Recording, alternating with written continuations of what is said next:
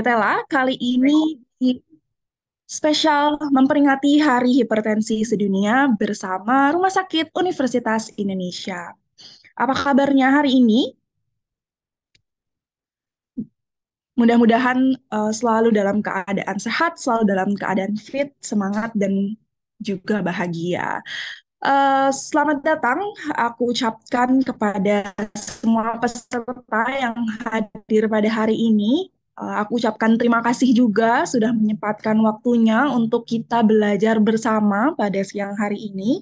Perkenalkan, nama aku Alma Rizkia Shania, salah satu nutritionist dari Dietela yang akan menemani sahabat Dietela pada siang hari ini selama kurang lebih 2 jam ke depan memperingati Hari Hipertensi Sedunia setiap tanggal 17 Mei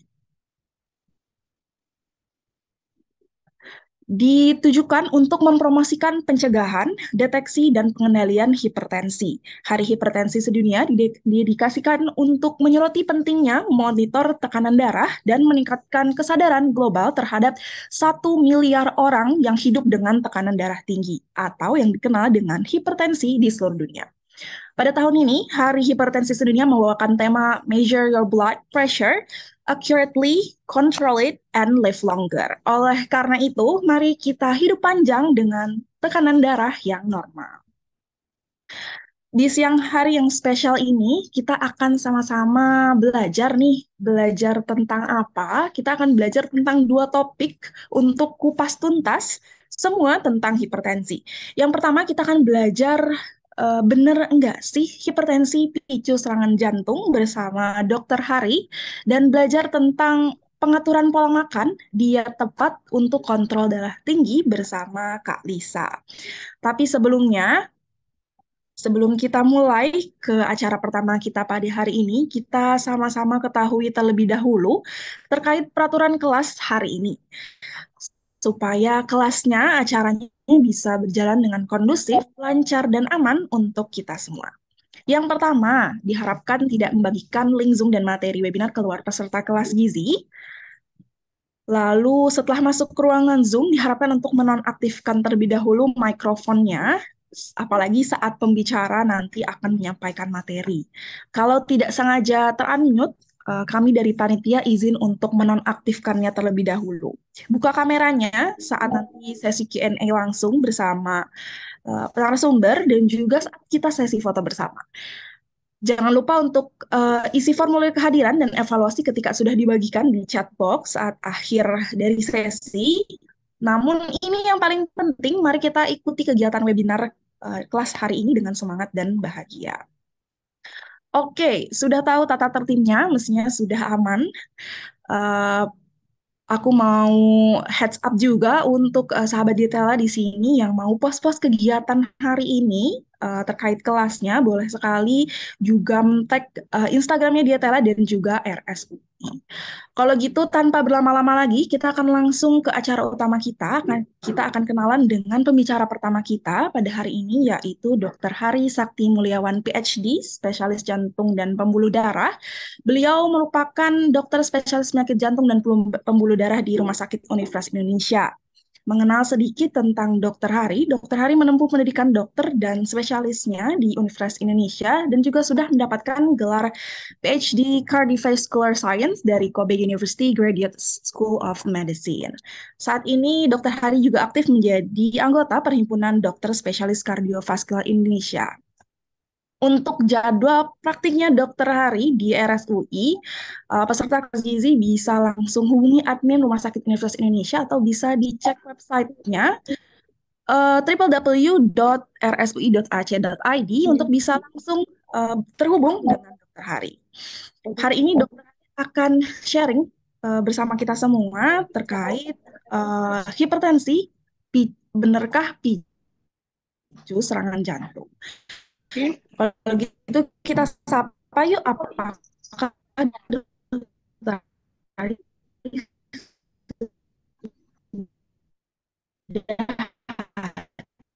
Kita ada biar ya. Ada biar ya. bersama kita pada hari ini. Halo, Halo, agak patah-patah ya. halo, Kedengaran suara saya? halo. Halo, Dok, sudah terdengar jelas. dengar Halo, ya? Dok. Halo, halo, halo, Terdengar. Nabila. Halo, ya. Halo, iya. Ya, selamat siang semuanya dan Selamat teman-teman. siang, Dok. Teman Apa Mbak kabarnya Nabila, nih, Dok, selamat hari siang. ini? Baik, baik. Alhamdulillah baik, walaupun Baik. masih ambil isoman. Baik. Oh, sambil isoman ya, Dok ya? Iya, Oh, oke, nggak apa-apa. cepat sembuh Tetap ya, Dok ya. semangat. Ya, Terima tetap kasih tapi sekali lagi kita udah masih bisa menyempatkan waktunya sharing. untuk Baik. sharing dan berbagi ilmunya. Oke, kalau gitu mungkin sebelum kita lanjut ke pemaparan materi, kita foto bersama dulu kali ya, Dok. Kita foto bersama dulu. Baik. Suara saya putus-putus ya, mohon maaf. Tadi putus-putus ya, cuman ya, sekarang sudah bagus sih. Tadi Oke, sempat oke. putus-putus. Terima kasih, Dok. Mohon maaf. Oke, boleh dibuka dulu kameranya. Kita foto bersama dulu. Yang berkenan untuk buka kamera, boleh dibuka kameranya. Kalau misalnya tidak berkenan, tidak apa-apa. Oke, kalau gitu akan ada dua slide yang akan aku tangkap gambarnya. Boleh aku izin tangkap layar pertama dulu ya. Tunjukkan senyum terbaikmu. Satu, dua, tiga. Oke, kita lanjut ke slide yang kedua. Tunjukkan senyum sebaikmu. Tiga, dua, satu. Oke, sudah. eh, kita sudah foto bersama. Kalau gitu mungkin tanpa berlama-lama lagi, Dok, sudah pada tidak sabar nih untuk cari ilmu, belajar bareng bersama Dokter Hari. Kalau gitu untuk Dokter Hari, waktu dan layar kami persilahkan. Ya, terima kasih Mbak Nabila. Saya izin share screen ya. Share screen. Ya, Ya, bisa kelihatan slide saya. sudah Dok, sudah Oke, terlihat. kelihatan ya. Oke, terima kasih. Assalamualaikum warahmatullahi wabarakatuh. Selamat siang. Terima kasih Mbak Nabila dan dari Desisia Dietela ya. Dari Dietela hari ini telah memberikan kesempatan saya untuk sharing ya tentang hipertensi ya. Dengan judul topiknya itu hipertensi, benarkah dia akan memicu serangan jantung gitu ya. Nanti akan kita banyak bahas mengenai penting nih kenapa hipertensi itu kayak apa sih dan gimana apa benar hipertensi itu memicu serangan jantung ya. Ini tadi saya kira CV saya sudah dibacain, langsung aja. Jadi hipertensi ya, hipertensi sendiri sebagai definisi yaitu adalah kita kan sering tuh mengukur tensi di mana tekanan darah sistolik kita bagi dua ya. Yang atas tuh biasanya ini ada gambarnya bahwa biasanya yang atas itu adalah kita sebut sistolik, yang bawah diastolik. Ya. Biasanya secara umum adalah sistoliknya di atas 140 atau diastolik di bawah di atas 90. Jadi dan atau ya. Jadi bisa salah satu saja atau dua-duanya atau ya salah atau bawahnya aja gitu ya. Biasanya apa sih menggambarkan hipertensi itu adalah ini adalah pembuluh darah ya. Pembuluh darah yang biasa kita ukur yaitu kita lihat pembuluh darahnya sebelah kiri ini yang sehat kelihatannya lubangnya besar gitu ya. Normal, inferior, normal diameternya ya. Tapi kalau misalnya hipertensi kita lihat ada penebalan ya. Jadi tekanannya tinggi dia nggak bisa atau kaku malah nggak bisa. Pembuluh darah ini harusnya berdenyut ya hidup, jadi dia bisa melebar, bisa mengecil, bisa melebar, ngecil, dia ada lentur. Tapi kalau misalnya hipertensi biasanya kaku, dia sehingga menyebabkan tekanan yang tinggi ya. Ini adalah hipertensi ya. Ini lebih lengkap lagi ya kategorinya. Ada normal, kita sebut ada optimal kalau kurang dari 110-20, ada normal tinggi, hipertensi derajat 1, 2 dan 3 atau hipertensi yang terisolasi saja, sistoliknya saja yang tingginya. Jadi teman-teman bisa tahu nih hipertensinya berada posisi yang mana sehingga kita harus apakan harus kita kontrol kembali dan ini harus dilakukan pengukuran berulang nggak bisa cuma sekali soalnya kadang-kadang teman-teman datang kalau misalnya ke klinik atau ke rumah sakit tuh panik atau secara bawah sadar cemas sehingga tekanannya tinggi itu belum tentu menggambarkan benar tensinya tinggi. Oleh karena itu harus diukur berulang di klinik atau kita paling benar harusnya diukur di rumah di mana kita tidak cemas. Itu yang paling kita pakai. Dan kalau ke dokter kan cuma sekali. Cuman kalau teman-teman punya latensi sendiri di rumah dan cek, itu akan lebih baik. Cara ceknya gimana? Nah ini, ceknya pertama adalah biasa diukur pagi hari dan malam. Ya. Pagi kan belum ada aktivitas apa-apa, baru bangun tidur, kencing dulu, istirahat, tenang-tenang dulu, sehingga rileks, ambil tekanan darah tinggi. Dengan posisi gimana? Duduk ya. Pasti tadi jangan minum kopi, jangan habis olahraga, itu sangat mempengaruhi. Atau jangan minum Coca-Cola atau Sprite atau apapun lah minuman soft drink, jangan, karena bisa mempengaruhi tensi. Atau makan asin jangan pokoknya. Jadi duduk tenang, ya istirahat, tangannya direlaksasi sehingga kita bisa lihat. Terus kita ambil ukur pemeriksaan bisa bisa 2 kali. Kalau hasilnya kira-kira nggak beda banget nih yang pertama dan kedua, kita bisa ukur yang ketiga. Biasanya kita ambil yang terakhir, 2 sama 3 kita ambil rata-rata. Yang pertama soalnya kadang-kadang kita ada kecemasan juga, lagi-lagi itu sangat mempengaruhi. Nah itu kita ukur ya. Tentu saja posisi cuff-nya itu di atas siku ya. Jadi benar-benar cocok mindsetnya, kita ukur itu bisa dilakukan selama seminggu sehingga kita bisa lihat rata-ratanya. Hasil ini akan sangat lebih bermakna dibandingin cuma sekali aja ke poli tensinya tinggi, wah tensinya tinggi, belum tentu. Kita harus lihat, pastikan lagi. Jadi diagnosis secara pasti, kita lihat secara reguler ya. Dan ini gimana, hipertensi banyak banget. Hipertensi di Indonesia aja kita datanya di seluruh Indonesia 34,11% ya. Setara dengan kalau kita anggap penduduk kita 200 juta, ada 70 juta orang-orang darah tinggi. Ini tuh kan si kasar. Di Jakarta aja gimana deh, Jabodetabek ini contohnya laporan nasionalnya 33,4% dari 70 juta tadi. Bahkan dari 70 juta tuh ada 24 juta terkonsentrasi di daerah Jabodetabek dan itu semua darah tinggi. Jadi sangat tinggi masalah darah tinggi ini di Indonesia. Dan kita lihat kalau laporan BPJS yang Ines Bigis, biayanya kita menahan 12,1 triliun untuk penanganan darah tinggi saja. Sehingga ini sangat menjadi hal yang sangat penting kita atasin gitu ya. Dan seperti tadi bilang Nabila, Pak Nabila tadi, ini adalah silent killer ya. Ya. Jadi darah tinggi ini kenapa silent killer? Ya, karena rata-rata kita nggak tahu. Ya, dianggap hipertensi nggak ada gejalanya. Terlepas dari awam mungkin gejalanya ada sakit tengkuk di leher atau pusing, belum itu nggak menggambarkan. Karena kebanyakan hipertensi nggak ada gejala. Jadi kalau dari data ini kita riskesdas hanya 36,8%, sepertiga yang terdiagnosis oleh kesehatan dan hanya 0,7% yang minum obat. Kenapa? Karena dianggap nggak tahu apa-apa, nggak ada gejalanya. Kalau nggak diperiksa nggak akan kelihatan. Gitu. Bahkan kalau data internasional, jangan sedih, bukan cuma di Indonesia doang. Ternyata di dunia internasional juga kayak gitu. Sekitar 1 sampai 4 orang itu sebenarnya tak ada hipertensi, cuman nggak ketahuan. Ya, bahkan kalau wanita ya dari 1 dari 5 itu ada hipertensi tapi nggak ketahuan. Karena apa? Paradigmanya adalah hipertensi itu nggak bergejala, jadi belum tentu ada gejalanya. Jadi kadang-kadang tidak, kita harus evaluasi sendiri tensinya gimana. Ya, gimana? Kenapa sih sibuk-sibuk? Kenapa? Ini dia hipertensi, diam-diam tadi silent killer. Kita nggak ketahuan sampai akhir timbul gejala macam-macam, mulai dari gangguan mata, gangguan langsung ke jantung, jantung bengkak, atau pembuluh darahnya melebar gitu ya, sampai sangat tipis melebar, gangguan stroke, serangan jantung, dan ada gangguan di ginjal. Ya, jadi ini sampai kita ke sini baru deh kita kadang-kadang itu telat ya. Ini hipertensi sendiri, kalau misalnya tensi nggak ditanganin, selama 45% akan mortalitasnya kebanyakan atau kematian gara-gara jantung. Dengan sisanya 51% gara-gara stroke. Jadi kebanyakan bisa dibilang kalau hipertensi nggak terkontrol, iya bisa risiko meningkat sekali untuk serangan jantung maupun eh, stroke. Jadi kalau ditanya tadi pertanyaan, hipertensi memicu serangan jantung gimana? Data sih menunjukkan iya gitu.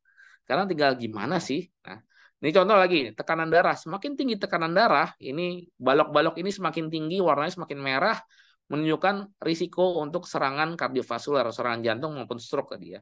Semakin tinggi tensi ya, sistolik ya, paling belakang ini, itu juga makin tinggi balok merahnya.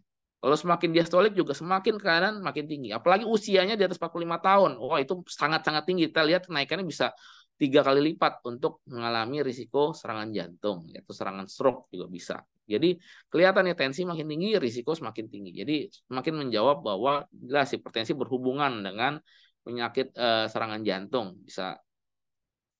Lalu gimana sih? Tadi kita udah jawab, oh kelihatannya asosiasinya jelas. Tinggal mungkin teman-teman bisa gimana sih emang hipertensi jadi serangan jantung ya? Atau gimana ya? Itu perlu kita sedikit memahami, mungkin sedikit kompleks tapi saya hanya menggambarkan gambaran besar aja. Ini contoh biar teman-teman tahu penyakit jantung koroner itu apa sih? Atau serangan jantung ini ada terciptanya plak ya. Plak awalnya ini yang kuning-kuning ini kolesterol ya masuk ke dalam lapisan pembuluh darah. Jadi bukan nempel, tapi di bawah lapisan pembuluh darah sehingga membentuk anggaplah kayak bisul gitu ya, bisul tapi ke arah dalam. Ya, ini lama-lama numpuk-numpuk-numpuk sampai akhirnya dia menebal ya, sampai akhir menyumbat. Dan kalau menyumbat aja nggak apa-apa, tapi kalau misalkan dia dindingnya makin tipis dan pecah, rusak di ujung dan sehingga menyebabkannya merah-merah itu gumpalan darah, itu akan ini nih gumpalan darah akan malah jadi bahaya lah, itu jadi pecah tiba-tiba menyumbat. Ini namanya serangan jantung. Dan hipertensi sangat mempengaruhi pembentukan plak ini dan kerusakan dari plak ini juga jadi pecah ya. Kalau kita lihat slide berikutnya. Ini contoh ini gambar nih. Ini salah satu ilustrasi ya. Jadi tadi ini dinding endotel itu adalah dinding pembuluh darah dan smooth muscle cell itu otot-otot yang di bawahnya. Nah, jadinya kalau tekanan tinggi secara langsung pun ya, gambarkan ini, itu akan menyebabkan dinding sel endotelnya tadi akan meregang ya, sehingga kolesterol yang tadinya beredar di dalam di darah lewat aja jadi gampang masuk karena regang. Akhirnya numpuk terus. Ini terjadi puluhan tahun sampai akhirnya dia numpuk sehingga ini jadi cikal bakal jadi aterosklerosis atau plak tadi ya. Ini jadi orang hipertensi awalnya nggak bergejala tapi berpuluh-puluh tahun terjadi seperti ini akhirnya numpuk sehingga akhirnya jadi plak. Lalu gimana? Berikutnya kalau misalkan darah tinggi biasanya tekanan tinggi alirannya nggak lancar dong. Nah kalau aliran nggak lancar dia sebenarnya meningkatkan zat-zat yang bersifat inflamasi atau reaktif oksigen spesies gitu ya. Reaktif oksigen spesies ini anggap sebagai bocoran nuklir ya dalam dalam tubuh kita sehingga menyebabkan kerusakan, sehingga kan endotel ini terganggu ya akhirnya akan membuat dindingnya itu plaknya makin tinggi dan dindingnya jadi pecah gampang bocor serangan jantung. Nah, inilah kira-kira dua hipertensi gimana menyebabkan serangan jantung dan tentunya ada faktor risiko yang lain seperti kolesterol, diabetes nanti kita lihat gitu. Jadi hipertensi salah satu bisa menjadi penyebab dan memicu serangan jantung. Bukan hanya memicu, tapi memulai terjadi penyakit jantung koroner dan akhirnya memicu serangan jantung. Ya, ini kembali tadi melihatkan. Jadi inilah yang terjadi. Ya, jadi darah tinggi akan memicu tadi kolesterol jadi masuk, plaknya jadi makin meningkat, di akhir jadi pecah juga serangan jantung. Oke, gimana manajemennya gimana kira-kira? Tadi sebenarnya gini yang harus diperkenalkan juga bahwa kita beda-beda tiap orang. Kita harus tahu sebenarnya kita risikonya kita di mana. Jadi beda-beda antara hipertensi A sama B orang beda-beda. Kita harus tahu posisi kita di mana. Ada pasien fase risiko tinggi, risiko tinggi jelas sangat tinggi. Kalau dia memang sudah serangan jantung, udah stroke, berarti udah terjadian. Jadi harus kita tahan hipertensi sebagai pencegahan sekunder ya. Jadi udah ada atau udah diabetes mellitus juga udah target organ, udah gangguan fungsi ginjal yang berat gitu ya. Jadi udah ada gangguan lah semuanya. Itu sangat-sangat tinggi.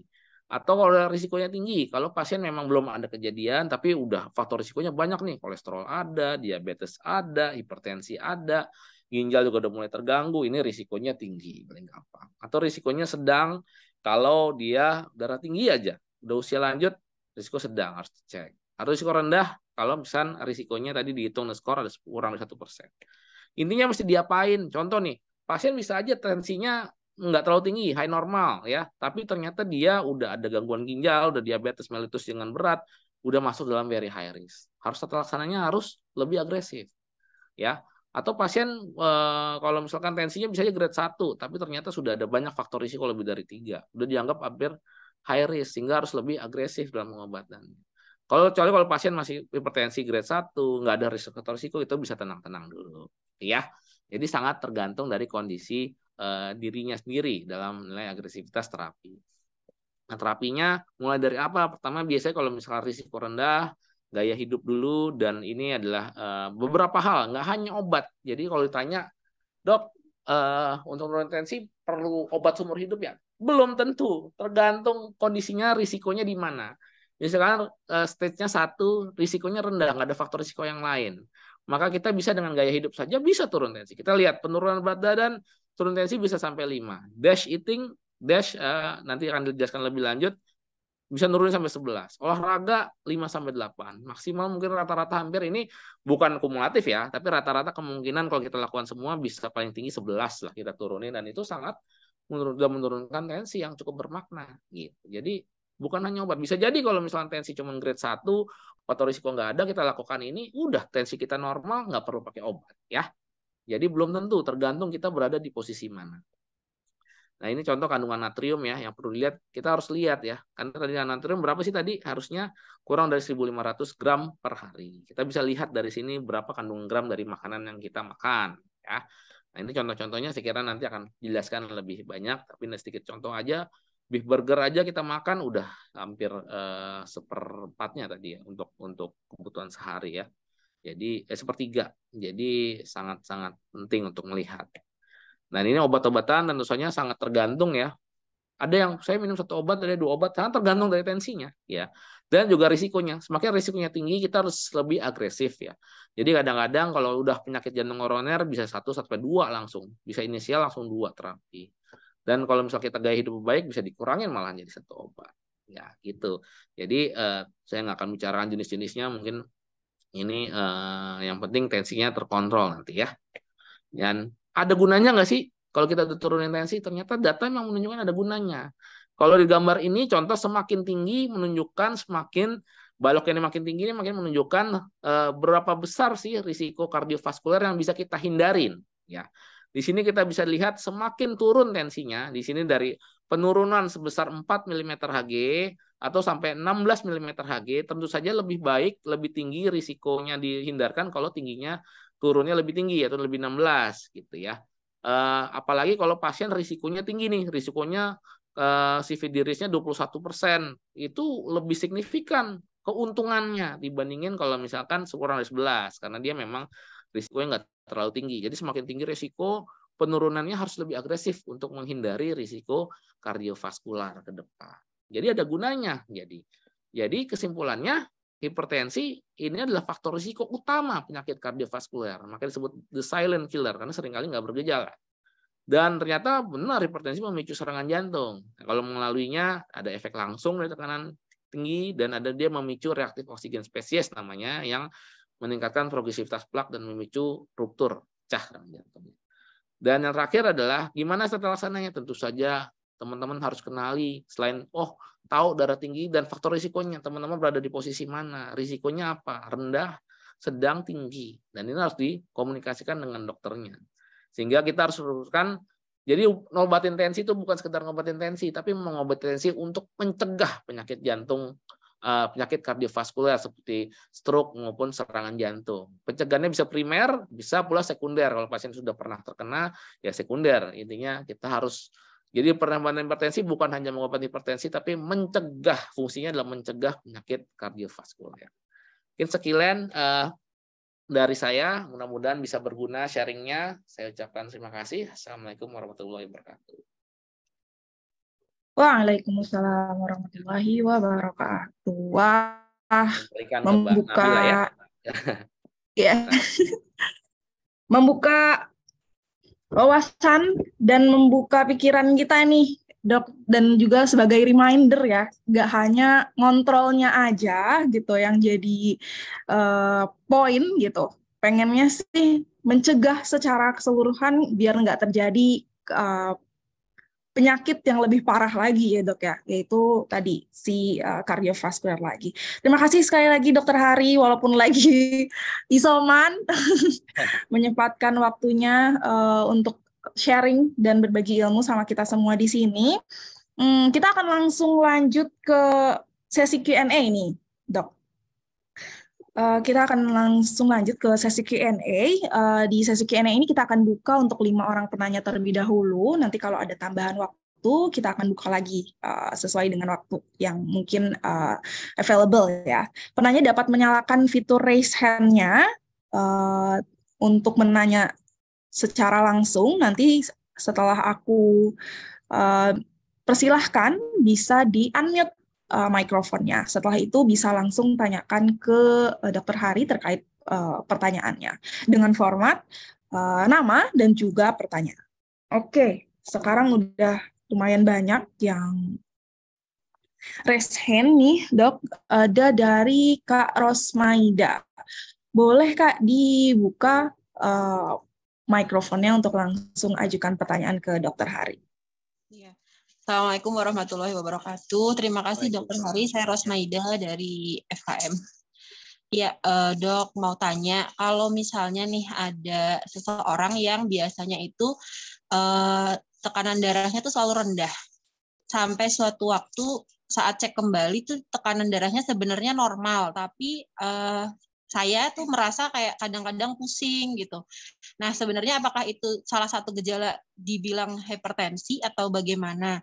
Nah, yang kedua dari dokter, apakah ada rekomendasi agar di saya itu tidak terjadi hipertensi yang saya anggap menjadi hipertensi, karena jika normal malah saya pusing gitu, Dok.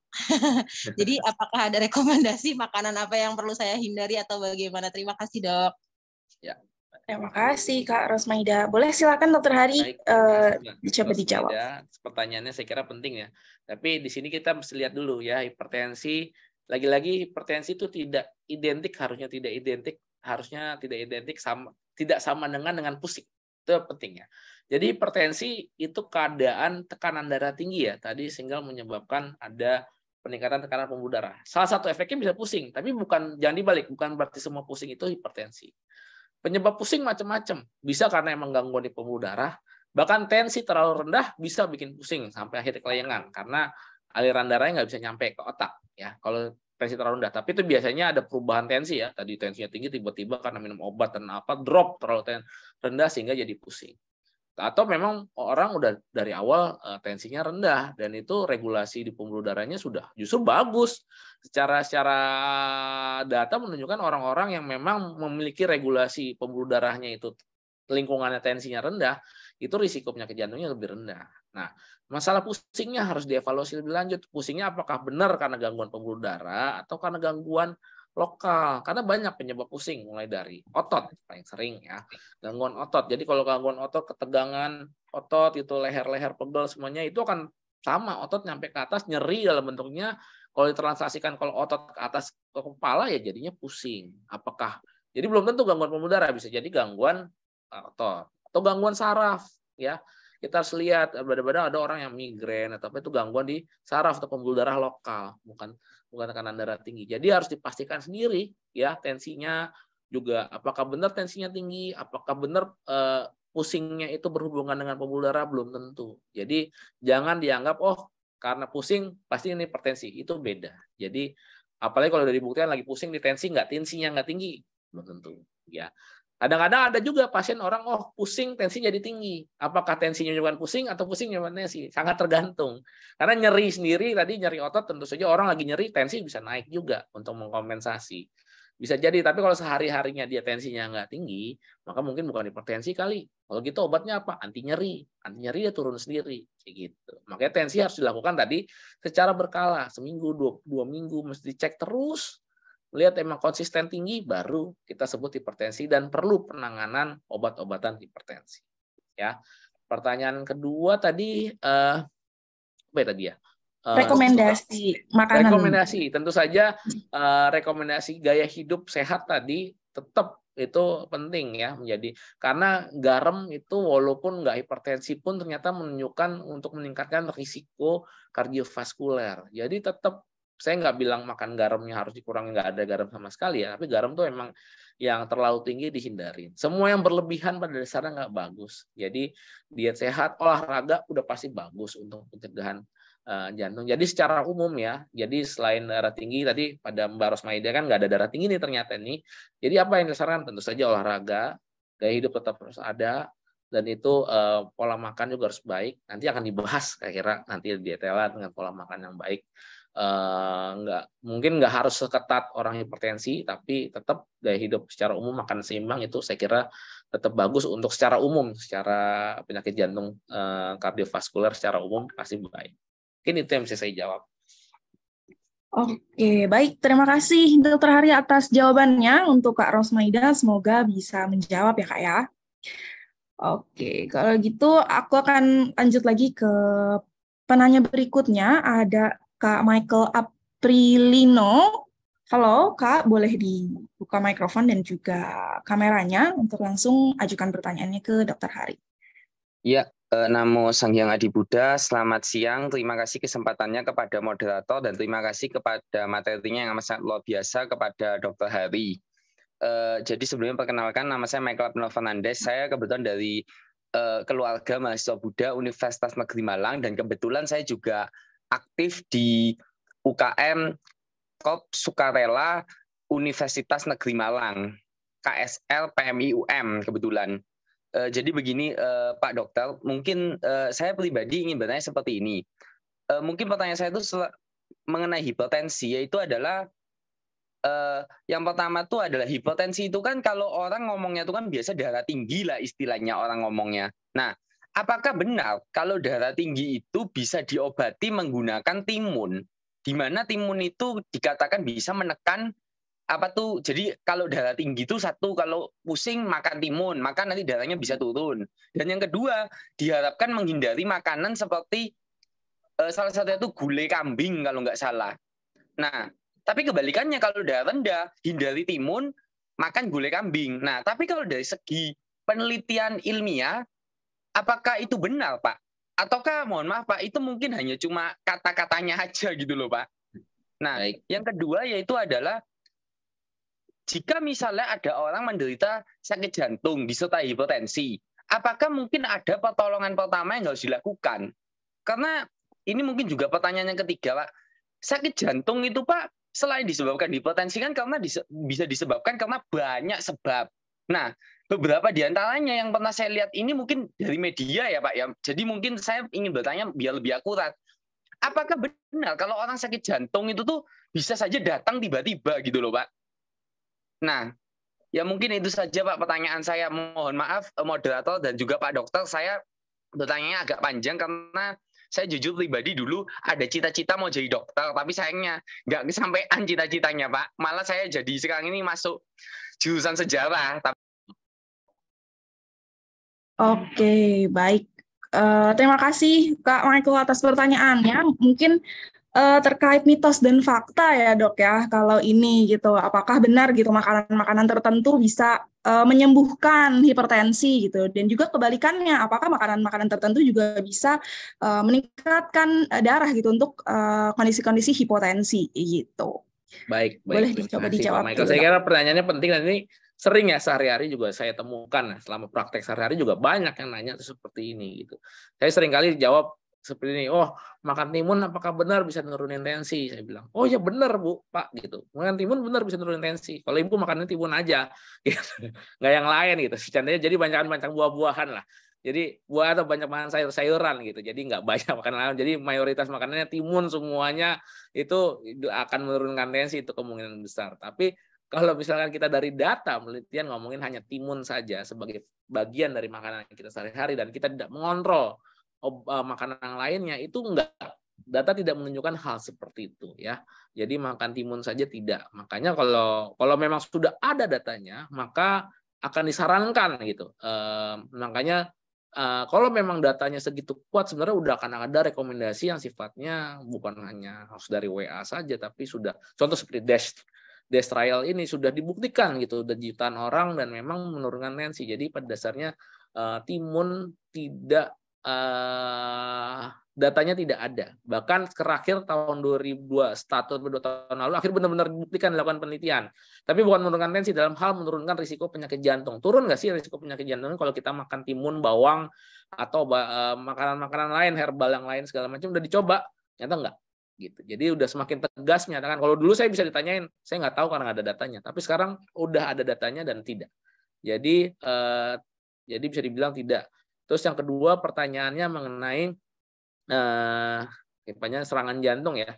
Jadi ya, apakah mendadak tiba-tiba? Faktor apa aja. Jadi memang betul kali faktornya banyak. Hipertensi salah satu. Tadi kan kalau kita hipertensi tentu saja yang masuk membentuk apa? Kolesterol. Saya selalu menjadi 5 besar ya. Baru hipertensi. Yang mengganggu pertama kolesterol dulu deh. Kolesterolnya tinggi itu adalah yang jadi cikal bakal plak apa? Tetap aja kolesterolnya. Jadi kolesterol itu menjadi faktor risiko utama. Terus yang kedua, apapun yang mengganggu pembuluh darah itu akan menyebabkan dia kolesterolnya gampang masuk dan numpuk. Darah tinggi jelas, hari ini kita topik darah tinggi.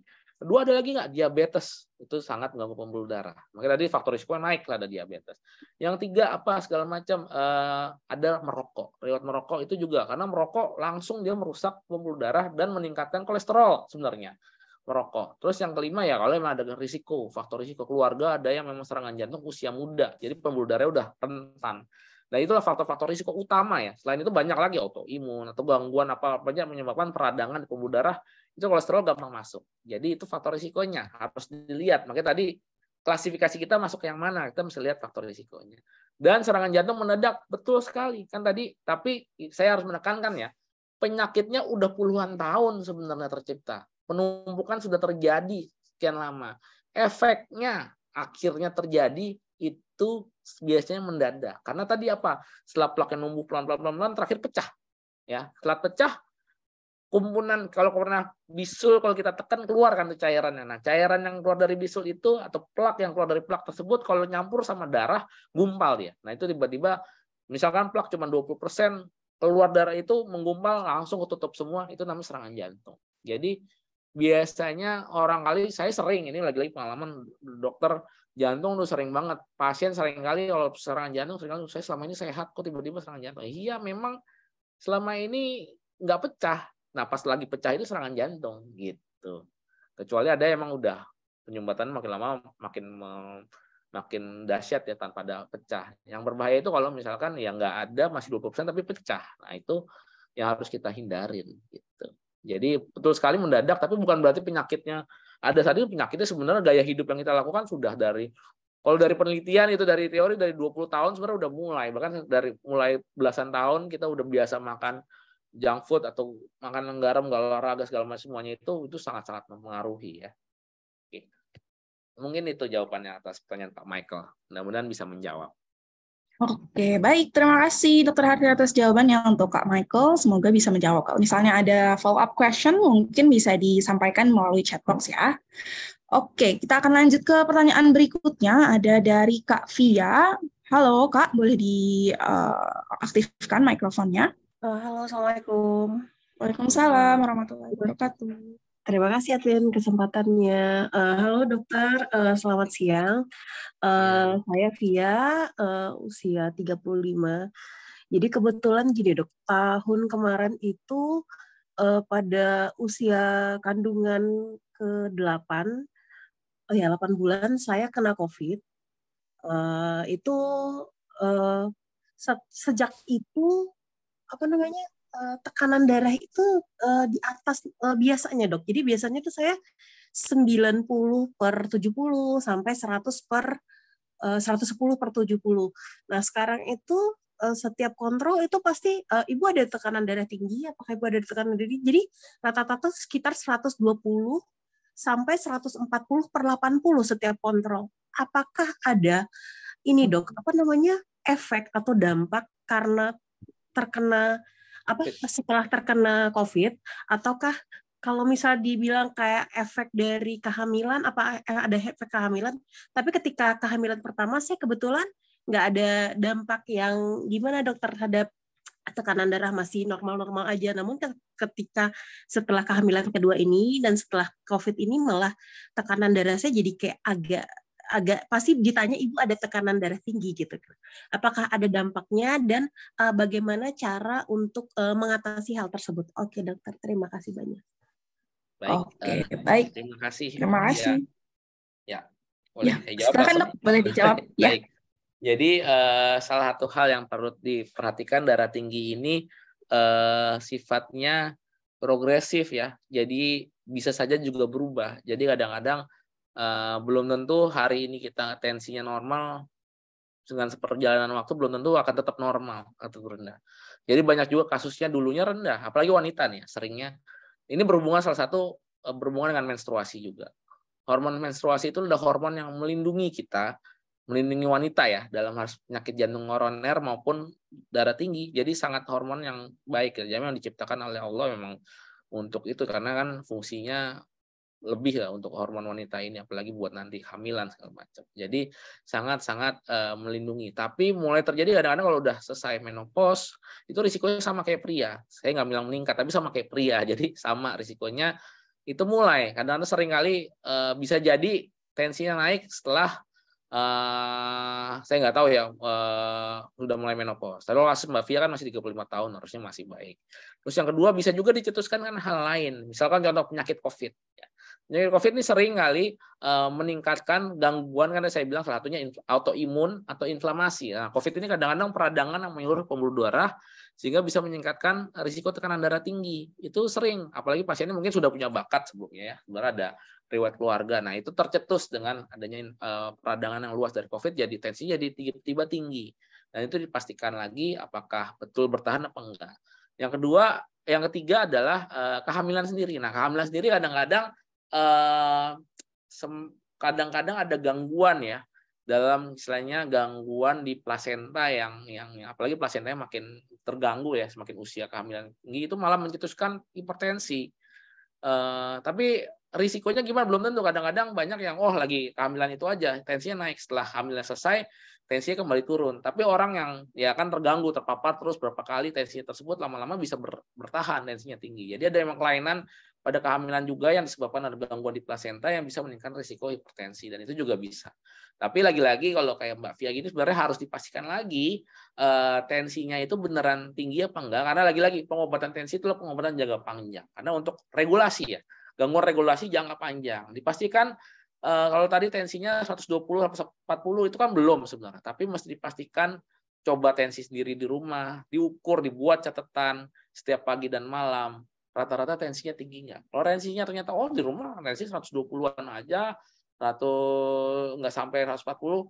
Kadang-kadang gini, kita baru datang dari rumah datang ke poli, apa dari jalan, dari parkiran segala macam, baru ngos-ngosan capek langsung ditensi. Nah, itu sendiri juga meningkatkan tensi, karena olahraga tentu saja akan meningkatkan tekanan darah gitu. Jadi apalagi di rumah sakit, kita lagi nungguin poli rame, bawaannya senewan atau apa, tensinya naik juga. Jadi mesti dipastikan lagi tadi tensi di rumah berapa kali di 1-2 minggu tensi. Kalau benar tinggi baru Mbak Via ini beneran khawatir, tensinya mulai emang meningkat, bener konsisten meningkat, sehingga apa yang harus kita lakukan gitu. Lakukannya tadi sama sebenarnya, terlaksananya gaya hidup dulu diubah, dari dietnya, olahraga. Itu hal-hal yang akan menurunkan tensi nanti.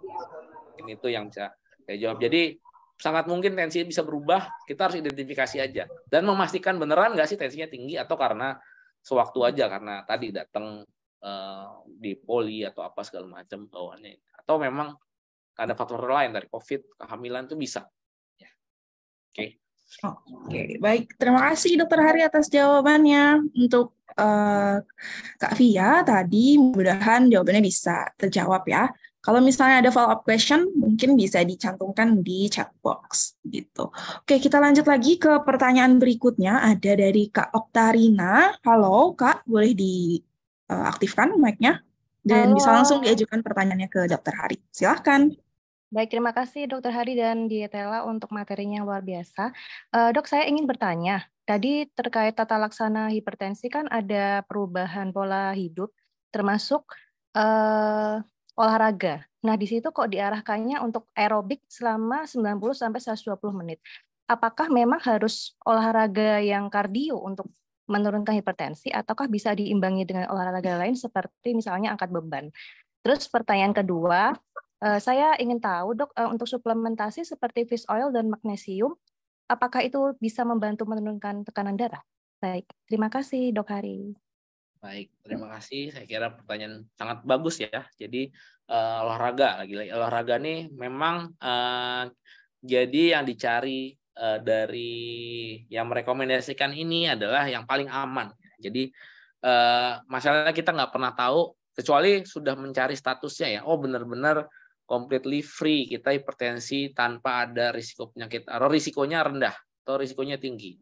Jadi tadi olahraga kenapa aerobik? Karena itu yang paling aman ya. Baik pada pasien yang udah berat pun kita bisa lakukan aerobik. Tapi memang sesuai, sebenarnya paling itu kepatokan kasar aja ya. Aerobik 90-120 menit. Tapi sangat tergantung dengan kondisi kita. Kalau kita habis serangan jantung, orang yang dengan very high risk atau risiko sangat tinggi, sebenarnya harus dihitung dulu kapasitas fisik kita berapa, dan olahraga yang disarankan tetap aerobik karena itu yang paling aman ya.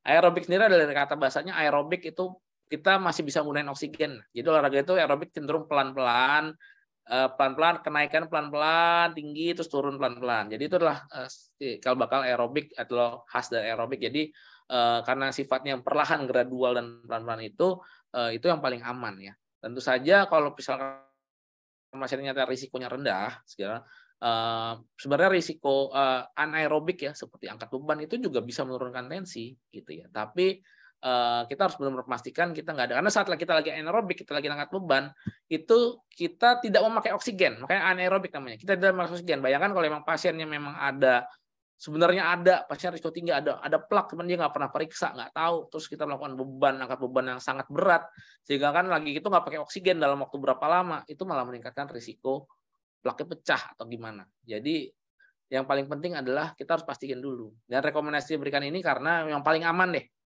Tapi kalau kita mau olahraga beban yang berat segala macam, pastikan dulu kita risikonya ringan lah, nggak ada yang lain. Nggak harus dilihat pembuluh darahnya, tapi lihat-lihat usianya masih muda, faktor risiko hipertensi aja, nggak ada yang lain. Kita udah cek kolesterol normal, kita udah cek yang lain-lain, nggak merokok juga, jadi mungkin bisa. Terutama kolesterol ya, jadi nggak ada juga. Jadi kita bisa. Tapi kalau penelitian menunjukkan sebenarnya angkat beban pun anaerobik bisa nurunin tensi kalau dilakukan secara reguler ya. Olahraga itu sebenarnya kan menyakiti tubuh ya, merusak tubuh ya. Tapi tubuh lama-lama karena tahu dia gantiin dengan zat yang baik. Kalau kita lakukan secara reguler. Kalau kita cuma sekali doang, yang dapat rusaknya doang gitu. Kita cuma sakit doang seminggu, udah lama nggak main bola, terus sakit seminggu, ya kita nggak dapat apa-apa sebenarnya dari olahraga tersebut, hanya rusaknya saja. Jadi harus yang penting reguler.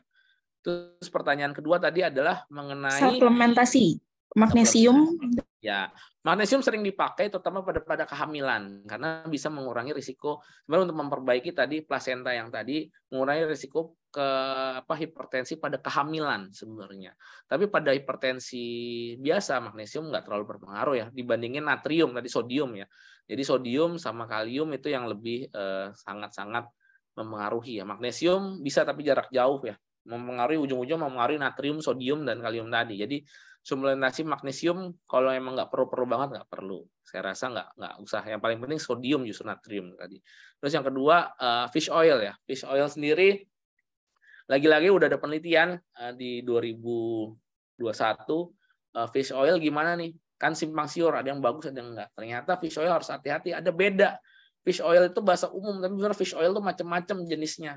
Jadi ada akhirnya penelitian menunjukkan ada fish oil yang dengan EPA, kita sebut EPA ya, EPA-nya lebih dari 4 gram tanpa ada DHA, murni EPA-nya saja. Itulah yang menurunkan risiko kardiovaskuler. Sedangkan kalau yang ada EPA plus tambah DHA yang kebanyakan ada di kita itu sih, itu sebenarnya nggak terlalu mempengaruhi. Tidak, kita dicoba pada orang normal, pada tanpa fish oil dan dengan fish oil sama aja. Jadi tidak ada perbedaan. Jadi untuk mempertimbangkan itu sebenarnya data menunjukkan terakhir itu 2021 ada fish oil-nya, betul fish oil bermakna, tapi fish oil yang khusus yang hanya EPA-nya lebih dari 2 gram sebenarnya.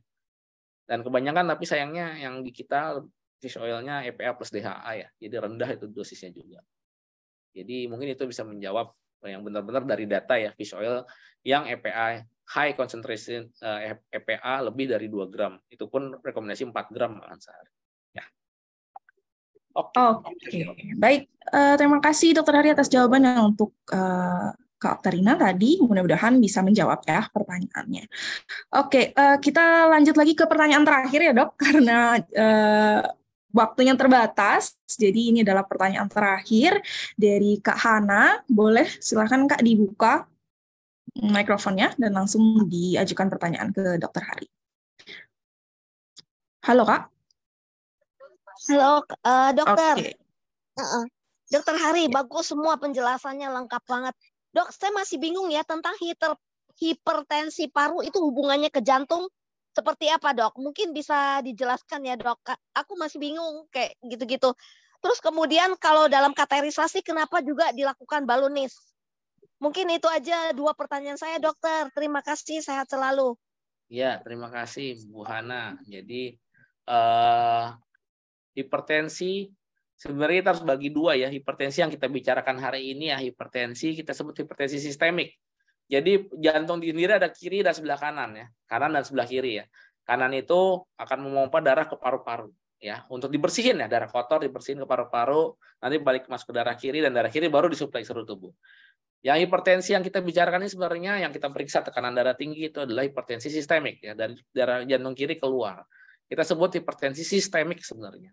Jadi beda sama hipertensi paru. Hipertensi paru itu adalah tekanan yang tinggi dari kanan, jantung kanan ke paru-paru. Jadi pemeriksaannya tidak dengan tensi seperti itu, jadi beda sama sekali. Jadi itu dua penyakit yang berbeda, saya rasa dua penyakit yang berbeda. Jadi yang kita bicarakan ini adalah hipertensi sistemik dari jantung kiri ke seluruh tubuh, ya.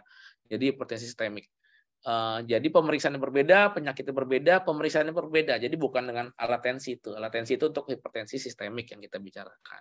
Terus kedua, kateterisasi. Nah, ini tergantung, kateterisasi itu suatu pemeriksaan sebenarnya, metode pemeriksaan macam-macam fungsinya. Mulai dari kalau misalkan hipertensi paru tadi ukur tekanan paru, dia diarahin ke pembuluh darah paru hingga kita bisa dapetin tekanannya gitu loh. Tapi kalau misalkan buat hipertensi enggak ya, kita kan udah alat tensi yang lebih gampang ya, karena dia keluar dari tubuh, kita bisa periksa di tangan aja, kita nggak perlu kateterisasi.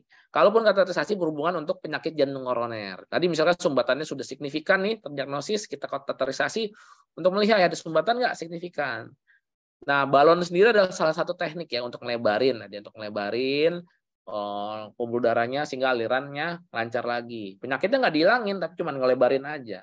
Dan zaman dahulu tahun 80-90-an hanya di balon saja, tapi data menunjukkan plak yang sudah signifikan tadi kalau cuma di balon doang, nggak lama dalam beberapa bulan dia balik lagi. Sama kayak ada alat itu kita lebarin, terus nanti lama-lama ya dia nempit lagi gitu, karena ada sebut recoil ya, jadi kayak per itu balik lagi. Makanya zaman sekarang udah nggak pernah tuh kalau cuma di balon doang, biasanya kalau emang bisa kita pasang ring sekalian, supaya apa? Ring itu sebagai rangka atau bahan yang menahan sehingga pembuluh darahnya nggak bisa balik tersumbat lagi, pengen tetap segitu aja. Tapi yang harus ditekankan itu tidak mengobati penyakit.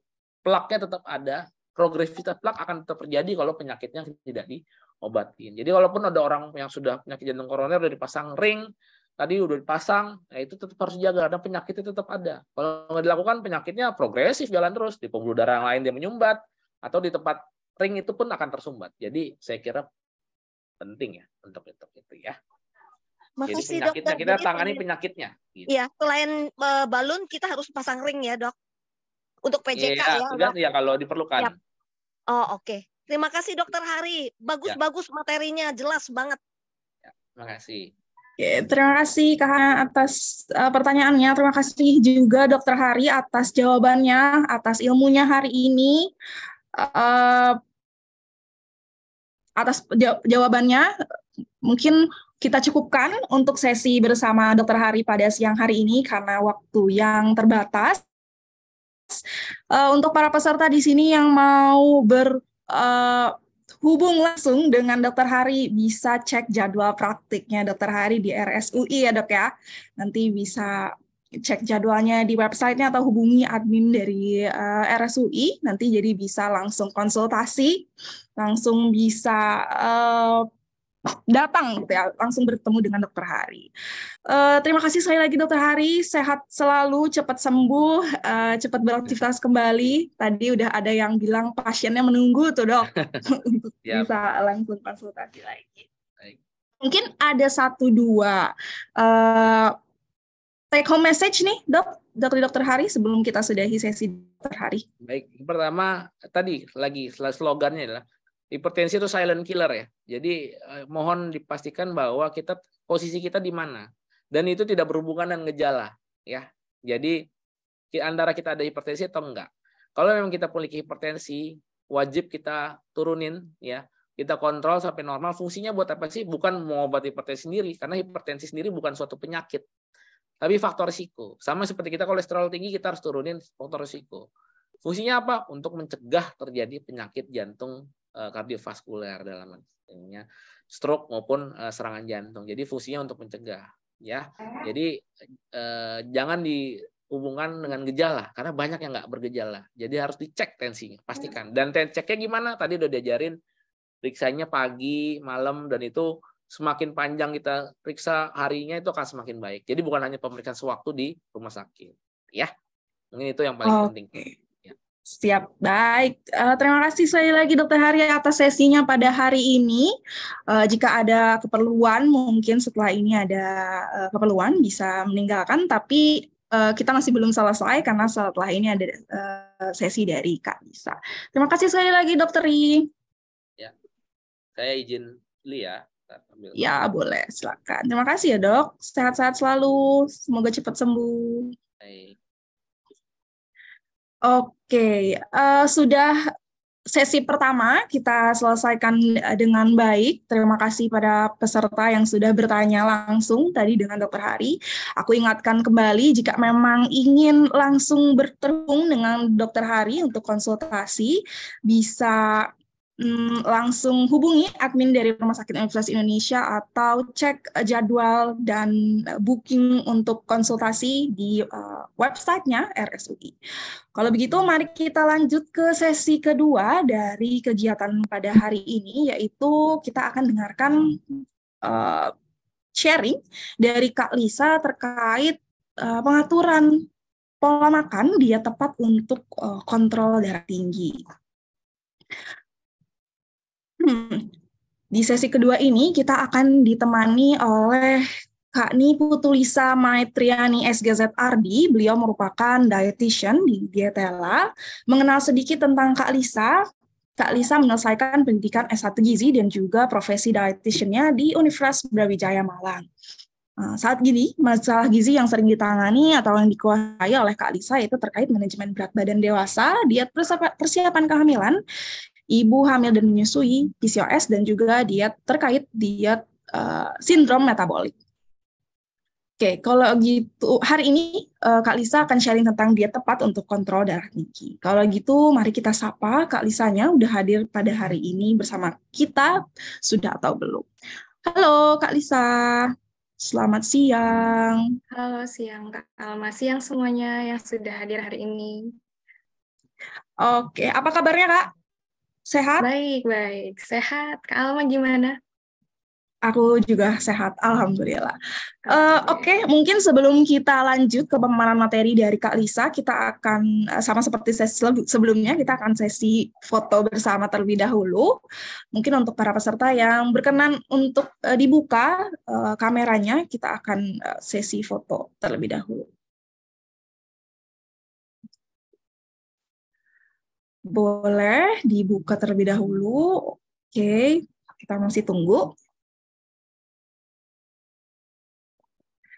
Oke, akan ada 2 layar yang akan aku tangkap, sama seperti sebelumnya, yang membuka kamera. Aku akan izin untuk tangkap layarnya dalam 3, 2, 1. Oke, kita lanjut ke slide kedua. Tunjukkan senyum terbaikmu, 3, 2, 1. Oke. Kita sudahi sesi foto bersamanya. Kalau gitu, tanpa berlama-lama lagi, kita akan dengarkan sesi pemaparan materi dari Kak Lisa terkait MASH Diet. Kepada Kak Lisa, waktu dan layar kami persilahkan.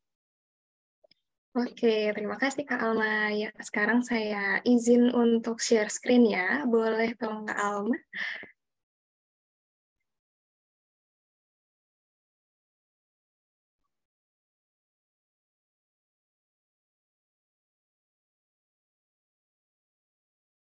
Boleh Kak, apakah sudah bisa share screen? Oke, ya, sudah sip.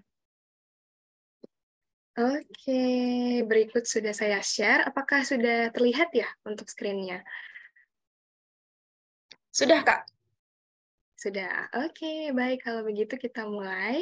Untuk hari ini, gimana kabarnya untuk Bapak Ibu yang hadir? Boleh nih, kita sapa-sapa dulu ya. Masih semangat nggak tadi setelah sesi 1?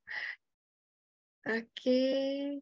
Ya, jadi sekarang kita akan lanjut ke sesi berikutnya, yaitu jadi di sini saya nanti akan sharing ya terkait bagaimana sih diet yang tepat untuk hipertensi. Nah, di sini Saya merupakan dietitian dari Dietela, jadi sehari-hari saya memiliki klien dan juga membantu menyusunkan program ya pengaturan pola makan dan juga pola hidup yang pas begitu, yang bisa dinikmati untuk jangka panjang.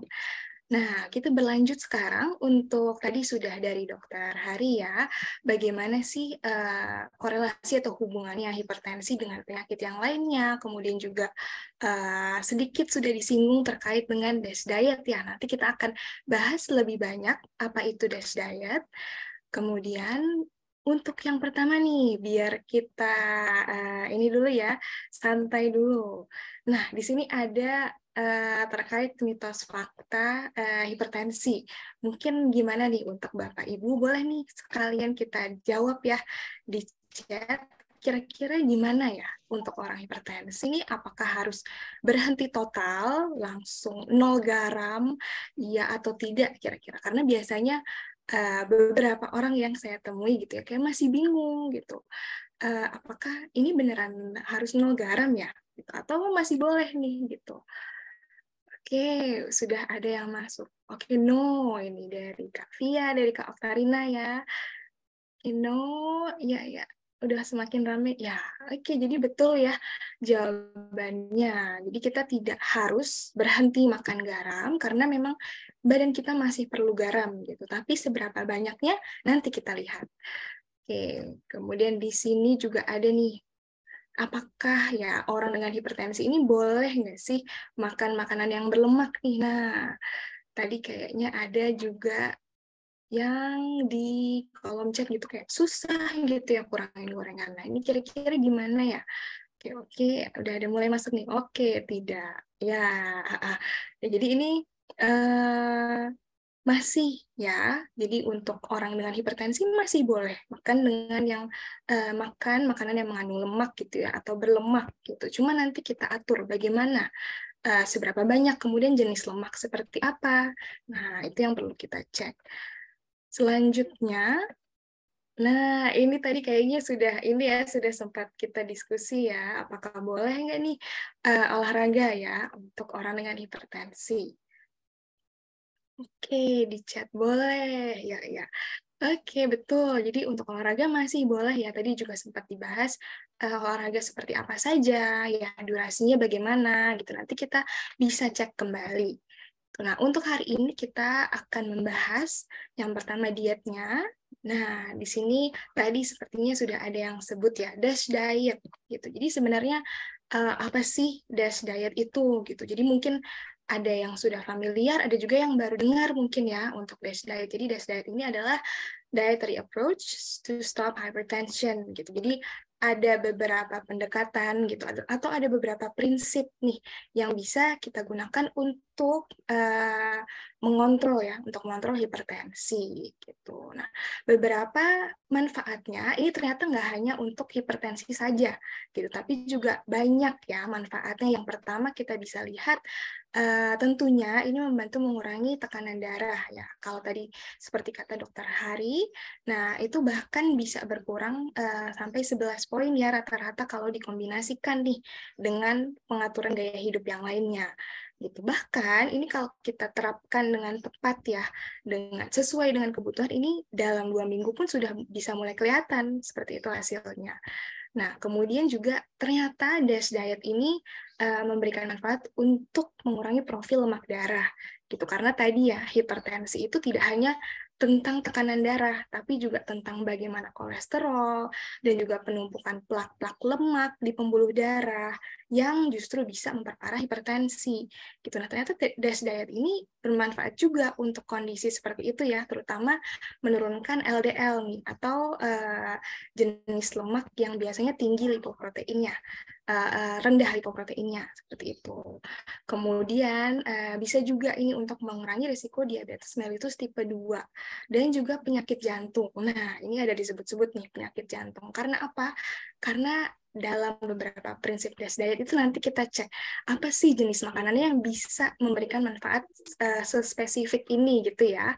Kemudian yang terakhir juga bisa membantu menurunkan berat badan. Nah, kalau terkait yang poin ini sebenarnya kembali lagi ya, ke bagaimana pengaturan kebutuhan seharinya seperti itu, dan juga bagaimana asupan ya, asupan energi sehari gitu. Karena bisa berbeda-beda setiap orang. Terus nih, kalau kita sudah tahu ya apa itu DASH diet, manfaatnya lumayan banyak, ternyata meluas ya, nggak hanya di hipertensi. Nah, dari mana nih kita bisa mulai untuk menerapkan DASH diet gitu. Jadi yang pertama kita cek dulu gitu ya, DASH diet ini apa sih yang difokuskan? Gitu. Ternyata untuk DASH diet ini lebih dominan atau lebih banyak bahan makanan yang tinggi serat gitu ya. Jadi di sini tinggi serat artinya dia mengandung lebih banyak serat nih daripada bahan makanan yang lainnya. Dan ternyata juga rendah lemak jenuh ya untuk DASH diet. Makanya tadi bisa mengurangi itu ya, mengurangi profil darah terutama LDL. Nah, kemudian ini mungkin belum sefamiliar ya, atau belum terdengar lebih sering dengan diet-diet lainnya, seperti mungkin diet IF atau mungkin ketogenik gitu ya. Apa sih bedanya dengan diet-diet yang itu ya? Kalau untuk DASH diet ini, jadi yang pertama ya, tadi ada makanan yang lebih tinggi serat. Kemudian juga tentunya ada pengaturan jumlah garam gitu, atau mungkin kalau di beberapa produk namanya sodium atau natrium tercantumnya gitu. Jadi kita ini ya, supaya nggak bingung, kita bisa biasakan nih untuk oh garam itu ternyata ada nama lainnya gitu ya, supaya bisa kita pantau juga. Kemudian, nah yang bikin beda lagi DASH diet ini dengan diet lainnya adalah beberapa fokus terhadap zat gizi yang lain. Nah, di sini ada 3 jenis mineral ya. Jadi ada mineral kalium, kalsium, dan juga magnesium. Gitu. Jadi selain mengatur jumlah atau porsi garam, ternyata DASH diet ini juga mengikutkan ya zat-zat gizi kalium, kalsium, sama magnesium. Seperti itu. Nanti kita lihat bagaimana atau bahan makanan apa saja nih kita bisa dapatkan ketiga mineral ini. Gitu. Jadi selain pengaturan garam, ternyata penambahan ya zat gizi ketiga ini juga bisa nih untuk mengontrol hipertensi gitu. Dan ternyata di sini kita bisa lihat dari piramidanya ya, dari piramida makanan, oh yang banyak kita butuhkan itu yang pertama ada makanan pokok yang kaya serat. Nah, kemudian disusul dengan sayur buah. Makanya dalam DASH diet seratnya itu lumayan tinggi ya dalam sehari seperti itu. Kemudian, nah untuk makanan yang kita perlu sedang-sedang saja, di sini ada lauk hewani, kemudian juga ada produk susu ya atau dairy product yang rendah lemak, dan juga bisa kita kombinasikan dengan lauk nabati gitu. Jadi di sini sumber proteinnya kita butuhkan sedang sesuai kebutuhan. Nah, di sini yang di puncak adalah makanan yang kita perlukan paling sedikit. Nah, di sini ada gula, garam, dan lemak. Begitu. Jadi, ternyata nih kalau kita lihat-lihat ya, dari piramida makanan ini cocok dengan yang dianjurkan oleh Kementerian Kesehatan. Nah, jadi untuk panduan makannya sebenarnya kita sudah punya gitu dari Indonesia sendiri gitu. Jadi namanya Isi Piringku. Nah, DASH diet ini ternyata sama nih prinsipnya gitu. Jadi proporsi makanan pokok, kemudian sayur buah ini lumayan tinggi gitu untuk sehari-hari. Jadi kita bisa melihat ya bagaimana isi piringku. Nah, selain itu kita juga bisa melihat gitu. Oh, makanan pokok yang tadi yang kaya serat itu apa aja contohnya ya. Jadi di sini kita bisa pilih umbi-umbian, kemudian juga kita bisa pilih biji-bijian pecah kulit, contohnya kayak beberapa makanan ya, gandum utuh, atau nama lainnya namanya whole grains.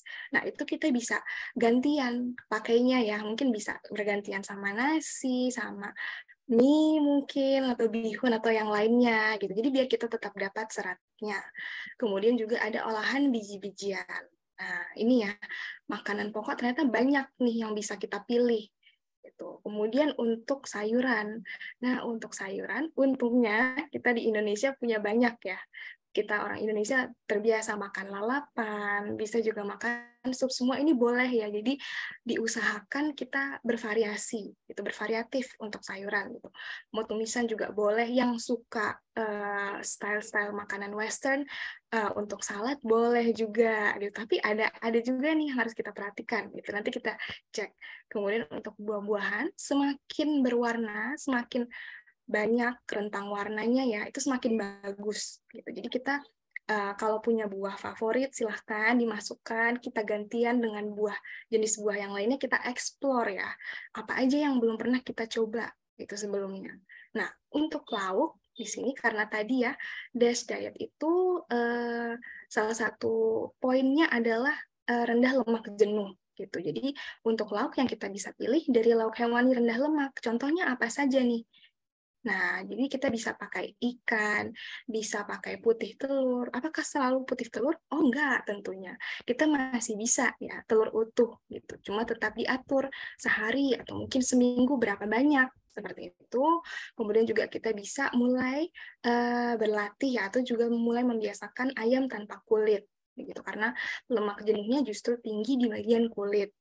Nah, untuk pengolahannya atau cara masaknya ya apa saja gitu. Ini bebas kok. Jadi bisa mau di sop, mau dikukus, mau dipepes, tumis, goreng boleh semuanya. Gitu. Asalkan kalau goreng dia memang memakai lebih banyak minyak atau lemak gitu. Jadi kita harus mengatur gitu seberapa banyak gorengan yang bisa kita konsumsi sehari. Itu kemudian kita bisa kombinasikan juga dengan lauk nabati karena biasanya nih sumber serat selain dari sayur buah kita juga bisa dapatkan dari lauk nabati, contohnya kacang-kacangan gitu. Kalau Indonesia ya kita banyak nih kayaknya olahan kacang-kacangan gitu. Jadi ada kacang merah bisa buat sup ini ya, sup kacang merah, sup brenebon. Terus kita juga ada kacang hijau, kacang tanah, pecel. Nah, itu bisa kita gunakan sehari-hari. Kemudian biji-bijian bisa kita tambahkan polong-polongan. Tahu tempe pun nggak masalah, bisa juga ya. Nah, untuk pengolahan seperti tadi, kita batasi menggoreng. Tapi bukan berarti nol ya. Kemudian yang kita lihat lagi apa sih? Nah, tadi kita sudah bahas di piramida makanan, apa aja makanan pokoknya, kemudian lauknya, kombinasinya seperti apa. Kemudian sekarang kita bahas ya, bagaimana sih gula, garam, lemaknya, atau kalau kita singkat namanya GGL, untuk hipertensi. Gitu. Nah, yang pertama, jadi di sini yang tercantum adalah batas maksimal ya. Artinya, kalaupun kita sehari-harinya nggak mencapai batas maksimal ini, justru nggak apa-apa. Gitu. Jadi, batas maksimal ini tidak harus terpenuhi ya. Kalau bisa lebih sedikit, lebih baik. Gitu. Jadi, untuk gula, batas maksimalnya 50 gram atau 4 sendok makan. Tapi ini adalah anjuran umum gitu ya. Jadi untuk kondisi sehat seperti contohnya tanpa ada diabetes mellitus, kalau misalkan ada kondisi lain, ini harus diatur ya. Harus melihat bagaimana kondisi spesifiknya. Nah, kemudian untuk bintang kita hari ini ada garam. Nah, ini garamnya seberapa banyak gitu. Ternyata garam yang direkomendasikan itu bisa sekitar 1.500 sampai 2.000 mg per hari. Itu seberapa banyak ya kalau untuk sehari? Jadi ini setara kurang lebih 1 sendok teh gitu. Ini kalau dari garam meja saja gitu. Jadi garam ini adalah termasuk garam yang kita konsumsi dari makanan ya. Totalnya 1.500 sampai 2.000 mg. Nah, di sini ada tanda bintang, ada catatan kecil. Gitu. Kalau misalkan tekanan darahnya belum turun sesuai target, begitu ya, atau mungkin masih kurang stabil berdasarkan hasil pemeriksaan rutin, nah maka di sini asupan garamnya bisa kita turunkan ke 1.500 atau bahkan bisa lebih rendah, tergantung keparahan hipertensinya seperti apa. Seperti itu. Jadi kalau untuk garam ini ya, kita bisa lihat juga dari informasi nilai gizi atau nutrition fact. Gitu. Jadi kadang kan kita beli snack-snack ya, atau mungkin kita beli makanan kemasan. Di sini kita jangan khawatir, kita bisa tahu garamnya dari informasi nilai gizi. Jadi contohnya di sini tertulis natrium atau sodium. Nah, di sini kan kita bisa lihat ya, oh ternyata ini per sajian Seperti itu, kita perhatikan persajian ternyata natriumnya 88 mg gitu. Masih terhitung rendah ya. Itu beda lagi kalau misalkan per bungkus gitu. Jadi kita walaupun sudah tersedia informasi nilai gizi ini, tetap kita harus lebih teliti. Oh, kalau kita habiskan satu bungkus ini natriumnya seberapa banyak gitu. Harus kita hitung kembali. Nah, untuk lemak tadi, untuk DES diet kan kita dietnya rendah lemak jenuh ya, gitu. Jadi, anjuran umumnya lemak atau minyak ini porsinya 67 gram. Gitu. Dari mana kita dapatkan jumlah ini ya? Gitu. Ternyata kita bisa dapatkan dari 4 potong bahan makanan yang digoreng. Gitu. Jadi, misalkan sehari kita ada menu ayam goreng. Gitu. Berarti dari pagi sampai malam, pokoknya kita makan 4 ayam goreng aja. Itu maksimal. Gitu. Itu bisa berbeda antar satu orang dengan orang yang lainnya. Gitu. Oleh karena itu kita perlu melihat ya bagaimana kebutuhan masing-masing. Nah, setelah kita melihat GGL tadi ya, kita sekarang gimana nih? Kita udah tahu gitu ya berapa jumlah yang diperlukan, terus caranya gimana supaya jumlah itu tidak berlebihan. Gitu. Yang pertama kita bisa cek dari tips-tips berikut. Nah, yang pertama itu kita kita menggunakan penyedap rasa, contohnya nih saus atau juga kecap ini sesuai ini aja sesuai kebutuhan atau secukupnya. Karena apa? Ternyata di bumbu-bumbu ini ada garam tersembunyi, gitu ya, atau kita tuh sebelumnya nggak sadar, oh ternyata ada garam di sini ya. Jadi kita bisa perhatikan kalau bisa yang nggak terlalu keras gitu ya rasanya, yang penting cukup untuk memberikan rasa. Nah, ini yang kita harus perhatikan. Kemudian untuk penambahan garam, ini kita bisa juga mulai coba nih. Kadang kan kita nyicipin makanan sambil masak gitu, masih mendidih, masih panas-panas nih, enak gitu ya, rasanya kayaknya kurang asin gitu. Nah, kita bisa terapkan kalau misalkan makanan ini sudah mulai berkurang ya suhunya gitu, karena suhu masakan atau suhu makanan berpengaruh juga ke sensitivitas rasa yang kita cicip gitu. Jadi misalkan nih untuk masak sop gitu, kita bisa tambahin garamnya pas udah nggak mendidih gitu misalkan. Nah, dan juga kita bisa sediakan sendiri sebetulnya garam di meja makan gitu. Jadi kita bisa langsung pantau ya. Oh, sekarang kita ambil garam seberapa banyak, itu lebih mudah jadinya. Kalau misalkan kita sediakan sendiri sebelum makan. Kemudian, nah karena untungnya kita di Indonesia ya banyak bumbu gitu. Jadi kita bisa maksimalkan penggunaan bumbu gitu. Karena bumbu-bumbu tertentu itu bisa memberikan rasa yang sama enaknya gitu dari garam. Gitu. Jadi kita coba-coba ya bumbu merah, bumbu kuning gitu. Kita coba terutama juga bawang-bawangan gitu. Karena bawang-bawangan juga bisa memberikan ini nih sedikit rasa asin gitu walaupun tanpa garam. Kemudian, nah, di sini kita mulai masuk ke bahan makanan apa saja yang kita harus kurangi atau justru malah kita hindari. Tergantung ya kondisi hipertensinya bagaimana. Yang pertama kita perhatikan makanan kaleng, contohnya tuna atau sarden kaleng, kemudian juga kita perhatikan frozen food atau makanan yang diawetkan ya, yang contohnya mungkin ada beberapa produk siomay, mungkin ya, nugget. Nah, ini kita perhatikan karena biasanya makanan-makanan ini sudah melalui beberapa proses gitu dan ada proses pengawetan sehingga ditambahkan garam gitu sebagai pengawetnya atau mungkin ditambahkan soda gitu. Jadi sehingga natriumnya lumayan tinggi. Kemudian yang kita perhatikan lagi adalah jajanan kemasan. Nah, di sini contohnya ya, mie instan. Ini kan kita udah nggak asing lagi ya, mie instan, kemudian juga ciki atau chips, keripik-keripik kemasan. Ini biasanya garamnya tinggi. Kemudian juga minuman kaleng. Itu mungkin tadi juga sempat dibahas oleh Dokter Hari ya, minuman kaleng, minuman soda. Nah, ini natriumnya tinggi. Gitu. Jadi kita harus batasi, kita harus kurangi, dan kita fokus begitu ya. Bahkan satu sajian atau bahkan satu bungkus makanan ini ya, contohnya mie instan itu garamnya bisa 1000 mg atau bahkan lebih gitu. Nah, itu artinya apa? Sudah hampir terpenuhi kan kuota atau batas asupan garam sehari gitu. Oleh karena itu kita tidak bisa sering-sering gitu ya mengkonsumsi makanan dari golongan ini. Gitu. Dan kita fokus seperti tadi, kita fokus apa yang bisa kita tambahkan, apakah kita bisa tambahkan seratnya gitu untuk mendapatkan juga mineral yang lain seperti tadi kalium, kalsium, magnesium ya. Nah, itu yang kita harus fokuskan. Kemudian juga kita batasi atau hindari makanan cepat saji.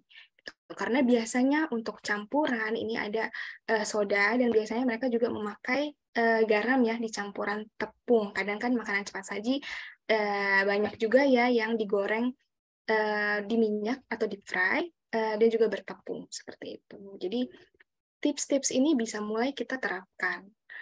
Kemudian bagi yang mungkin agak susah ya untuk menyiapkan makanan, baik itu masak sendiri, dan ternyata harus ini ya, harus beli keluar. Nah, itu nggak apa-apa, jangan khawatir. Gitu. Yang penting kita usahakan, kita utamakan untuk menambah lebih banyak whole foods atau makanan utuh. Itu karena apa? Karena ternyata ada perbedaan kadar garamnya antara whole foods dan juga makanan kemasan atau makanan yang sudah jadi seperti itu ya. Contohnya di makanan pokok ini. Nah, ini setengah cup atau setengah takaran ya nasi, oatmeal atau pasta ini ternyata natriumnya lebih rendah dibandingkan dengan 1 cup atau 1 sajian sereal instan yang natriumnya ini berkisar sampai dengan 360 mg. Nah, itu ternyata yang kita tekankan adalah di sininya, di kadar natrium atau garamnya. Kemudian juga bisa kita bandingkan dengan roti tawar. Nah, ini biasanya 100 sampai hampir 200 ya untuk kadar natriumnya. Nah, ini apakah artinya kita nggak boleh sama sekali? Tentu boleh ya, cuman akan lebih baik kalau kita lebih sering atau lebih banyak menggunakan whole foods atau makanan utuh ya, dan tidak terlalu banyak diolah. Nah, sama juga seperti itu dengan lauk hewani atau sumber protein hewani. Nah, di sini contohnya ya, dalam 85 gram ikan, ayam, ataupun daging segar, ternyata natriumnya jauh lebih rendah dibandingkan dengan contohnya ikan kaleng. Ya, di sini bahkan kalau untuk makanan kemasan seperti sosis, nugget, atau smoked beef, yang biasanya kita pakai untuk bikin sandwich atau burger ya, nah ini ternyata jauh sekali natriumnya. Seperti itu. Jadi ini dengan kita memilih whole foods, lebih banyak porsi yang bisa kita dapatkan dan juga lebih bisa memenuhi kebutuhan gitu. Karena tentu saja kita nggak hanya makan 85 gram seharian kan. Gitu. Kita perlu lebih banyak dari ini, oleh karena itu whole foods kita utamakan. Ya. Kemudian, nah ini ya contoh tadi makanan minuman yang bisa kita lebih perhatikan kembali kalau misalkan kita mau beli atau mau konsumsi. Ini yang mengandung natrium tinggi, ada keju. Nah ini kadang keju terlupa. Jadi keju ini natriumnya lumayan tinggi, jadi kita bisa perhatikan di kemasannya. Kemudian juga makanan kaleng, daging olahan, kecap, gitu. Bahkan karena rasanya manis ya, jadi mungkin nggak disangka-sangka ternyata dia garamnya tinggi. Nah, untuk tadi yang tadi saya sebutkan, kalau yang suka salad, ya sayuran mentah, ini kita perhatikan salad dressing atau bumbu saladnya seperti apa. Gitu. Jadi kita bisa lihat juga di informasi nilai gizinya, kemudian juga ciki, mie instan, jus, maupun juga minuman sport ya, sport isotonik ini. Karena minuman sport ini biasanya elektrolit termasuk natrium, termasuk garam, ini tinggi. Kemudian, nah, terus apa yang bisa kita tambah, apa yang bisa kita tingkatkan gitu ya, biar lebih enjoy, biar lebih enak ya kita menerapkan dietnya. Ini kita bisa pilih dari makanan-makanan berikut, sayur, buah hijau. Itu jadi kita contohnya nih sayur banyak ya, sayur kangkung, sawi hijau, pakcoy, pokoknya sayur yang biasanya kita makan sehari-hari. Nah, itu tinggal kita tambahkan aja porsinya. Kemudian juga untuk buah, semakin berwarna semakin bagus. Kacang-kacangan ya, seperti tadi untuk yang suka kuaci silahkan, monggo bisa kita tambahkan. Terus juga produk produk susu boleh, kita bisa bantu pilih susu skim atau susu low fat ya. Kalau susu kedelai pun nggak masalah gitu, dia masuk ke sumber protein nabati. Kemudian juga ikan, ayam tanpa kulit, dan ada juga yogurt seperti itu. Nah, kemudian tadi kita sudah melihat ya jenis makanannya, bahan makanannya apa saja, seperti itu. Terus juga asupan atau batas maksimalnya per hari bagaimana gitu. Kemudian juga yang nggak kalah penting adalah porsinya gitu. Jadi DASH diet ini bisa efektif asalkan porsinya juga kita perhatikan. Seperti itu. Nah, gimana caranya kita tahu porsi? Jadi kita ini ya melalui beberapa proses, salah satunya asesmen dulu. Gitu. Jadi karena setiap orang beda-beda kebutuhannya, maka porsinya pun beda-beda. Beda kegiatan, beda pekerjaan, beda juga porsinya dalam sehari. Gitu. Oleh karena itu kalau kita ingin tahu lebih lanjut bagaimana sih porsi yang pas untuk saya misalkan, nah ini harus melalui konseling dulu gitu. Jadi biar bisa dilihat oleh ahli gizinya gitu. Oh, ini sehari perlu sekian sekian sekian seperti itu. Kemudian, nah ini ya yang tidak boleh kita lupakan juga, yaitu olahraga gitu. Kalau dietnya sudah jalan, sudah oke, nah tinggal kita perhatikan bagaimana untuk olahraganya seperti itu. Jadi jangan sampai kita ketinggalan ya olahraganya. Gitu. Jadi untuk yang belum terbiasa, kita bisa mulai dengan olahraga yang intensitasnya ringan gitu. Jadi apa sih intensitas itu? Jadi kalau kita melihat olahraga dan membahas intensitas itu berkaitan dengan seberapa keras ya kita melakukan usaha untuk olahraga itu. Jadi intensitasnya biasanya sedang tinggi kalau kita udah mulai ngos-ngosan gitu atau tidak bisa berbicara sambil berolahraga. Nah, itu biasanya intensitasnya sedang gitu. Jadi untuk durasi olahraga ini sebetulnya disesuaikan masing-masing. Untuk yang sudah terbiasa bisa lebih lama, bisa sekitar lebih dari 2,5 jam per minggu atau lebih dari 150 menit. Tapi untuk yang ingin baru memulai, silakan kita bisa mulai dulu dari 10 menit bisa. 10 menit oke, lanjut 15 menit. 15 menit oke, lanjutkan terus sampai bisa 30 menit per hari.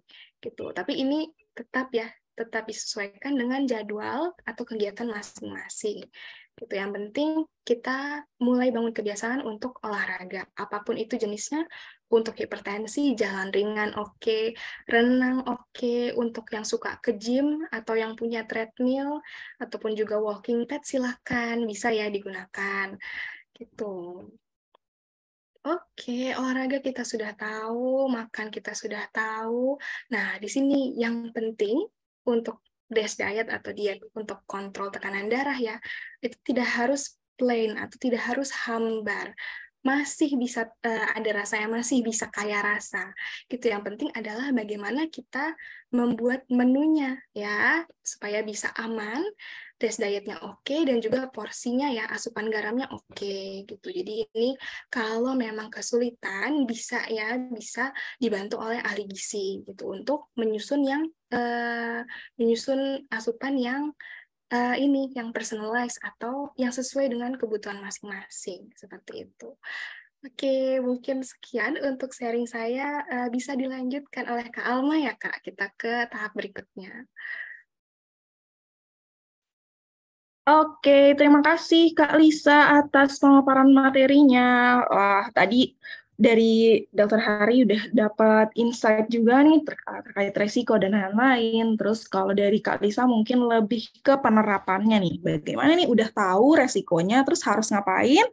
Kita harus diatur gitu ya pola makannya. Sama seperti sesi sebelumnya, kita akan buka sesi tanya jawab di sesi ini. Kita akan buka untuk 5 orang penanya terlebih dahulu dengan raise hand dengan nyalakan fitur raise hand-nya. Setelah dinyalakan fitur raise hand-nya, nanti aku bisa coba kasih kesempatan untuk buka mikrofonnya dan bisa langsung tanyakan ke Kak Lisa terkait pertanyaannya. Boleh silahkan, ada yang mau raise hand? Oke, kita mulai dari Kak Bentar ya, dari Kak Sandita dulu deh, Kak Sandita Rahma. Boleh silahkan Kak dibuka mikrofonnya. Iya, terima kasih Kak. Sebelumnya perkenalkan, saya Sandita Rahma Latansa.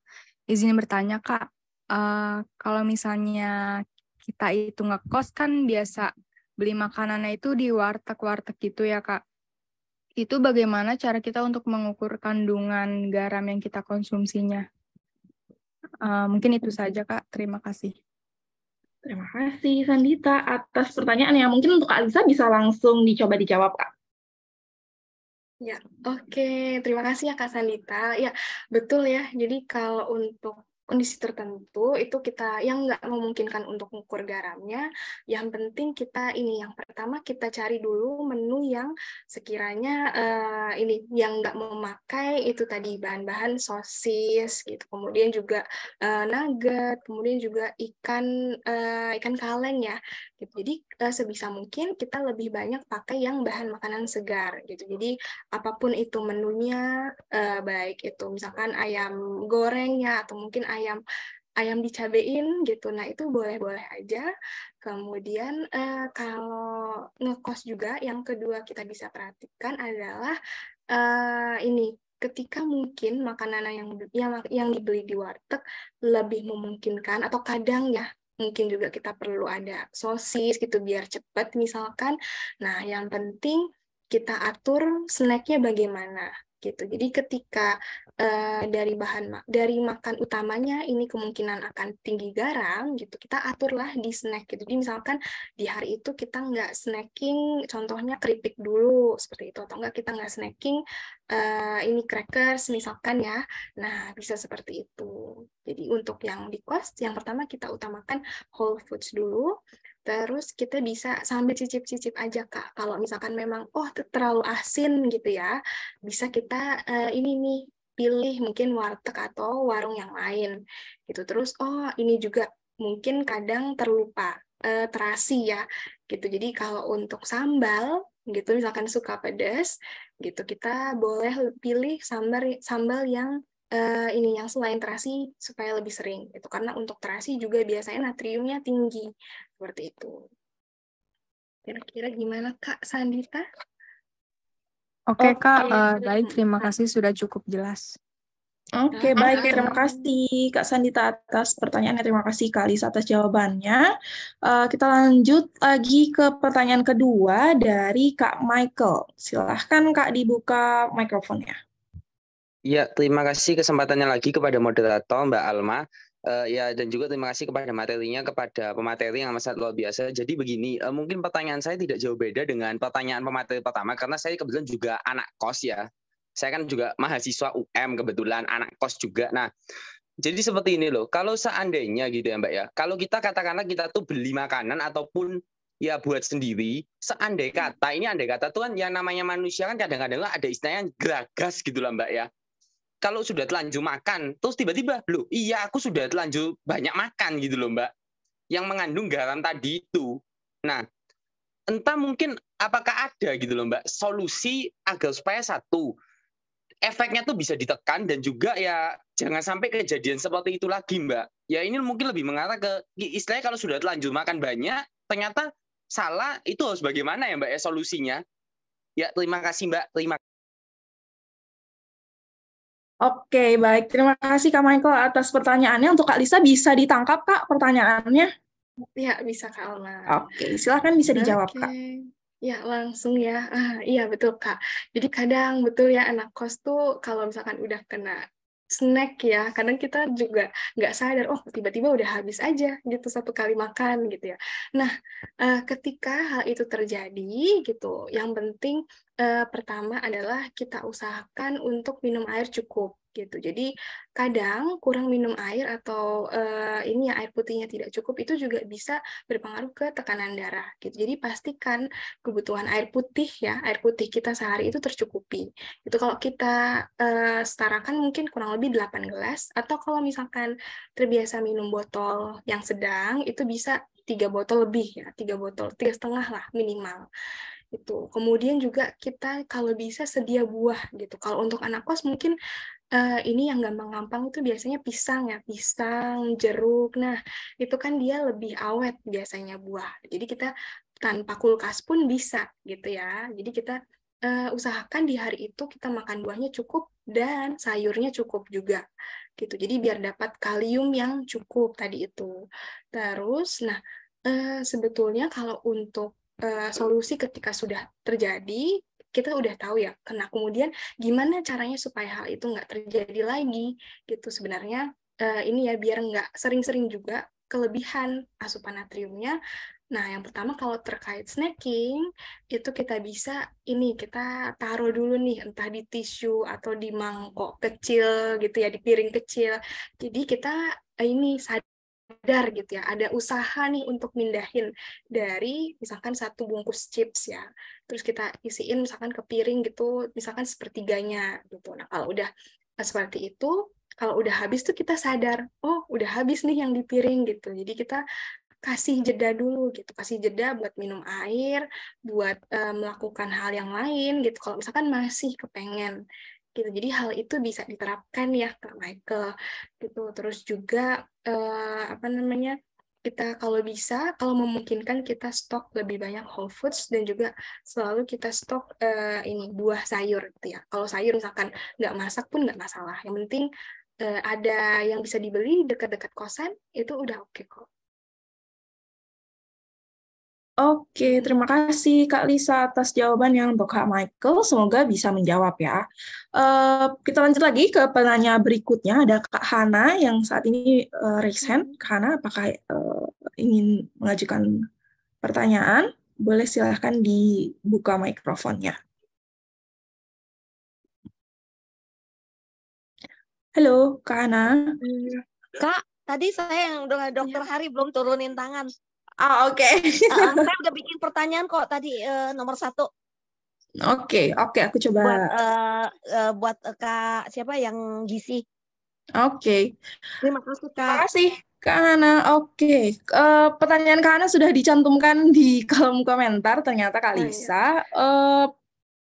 Sebenarnya terkait DASH diet ini, bagi kontrol tensinya nggak teratur, serta gula darahnya itu gula darahnya belum baik gitu dalam memilih makanan, itu contoh seperti apa, dan apakah makanan veggie itu dapat membantu mengurangi hipertensi gitu. Nyatanya sulit, kita dilarang makanan goreng-goreng. Jadi gimana nih Kak cara buat adaptasinya gitu? Ada tipsnya nggak? Oke, ya. Jadi untuk kita mulai dari yang pertama dulu kali ya Kak Alma. Jadi untuk DASH diet itu memang ini ya asalnya dari penelitian memang udah cocok nih dan memberikan manfaat, ternyata memberikan manfaat yang bisa diukur gitu ya untuk orang dengan hipertensi. Gitu. Jadi untuk rangkumannya tadi sudah kita bahas juga. Kemudian kalau misalkan tensi yang tidak teratur, yang belum teratur ya, serta gula darahnya misalkan belum membaik gitu. Bagaimana pemilihan makanan? Oke, jadi di sini kebetulan ada prinsip yang bisa diterapkan untuk dua-dua kondisi ini gitu. Jadi yang pertama kita perlu tahu dulu gula darahnya apakah memang sesekali saja gitu. Artinya misalkan sering tinggi hiperglikemia atau sudah diabetes mellitus gitu. Karena penanganannya akan sedikit berbeda. Nah, kemudian tapi satu hal yang bisa kita terapkan baik untuk kedua kondisi ini adalah menggunakan atau lebih banyak menambah makanan pokok yang tinggi serat tadi gitu. Jadi seperti ini ya, whole grains tadi itu, terus juga yang dikombinasi dengan biji-bijian misalkan, atau menambahkan atau mencampur beras, contohnya beras hitam gitu. Tapi biasanya seratnya sih lebih tinggi gitu, tapi tidak jauh beda dengan beras putih. Itu ya, yang sudah pasti kita bisa terapkan.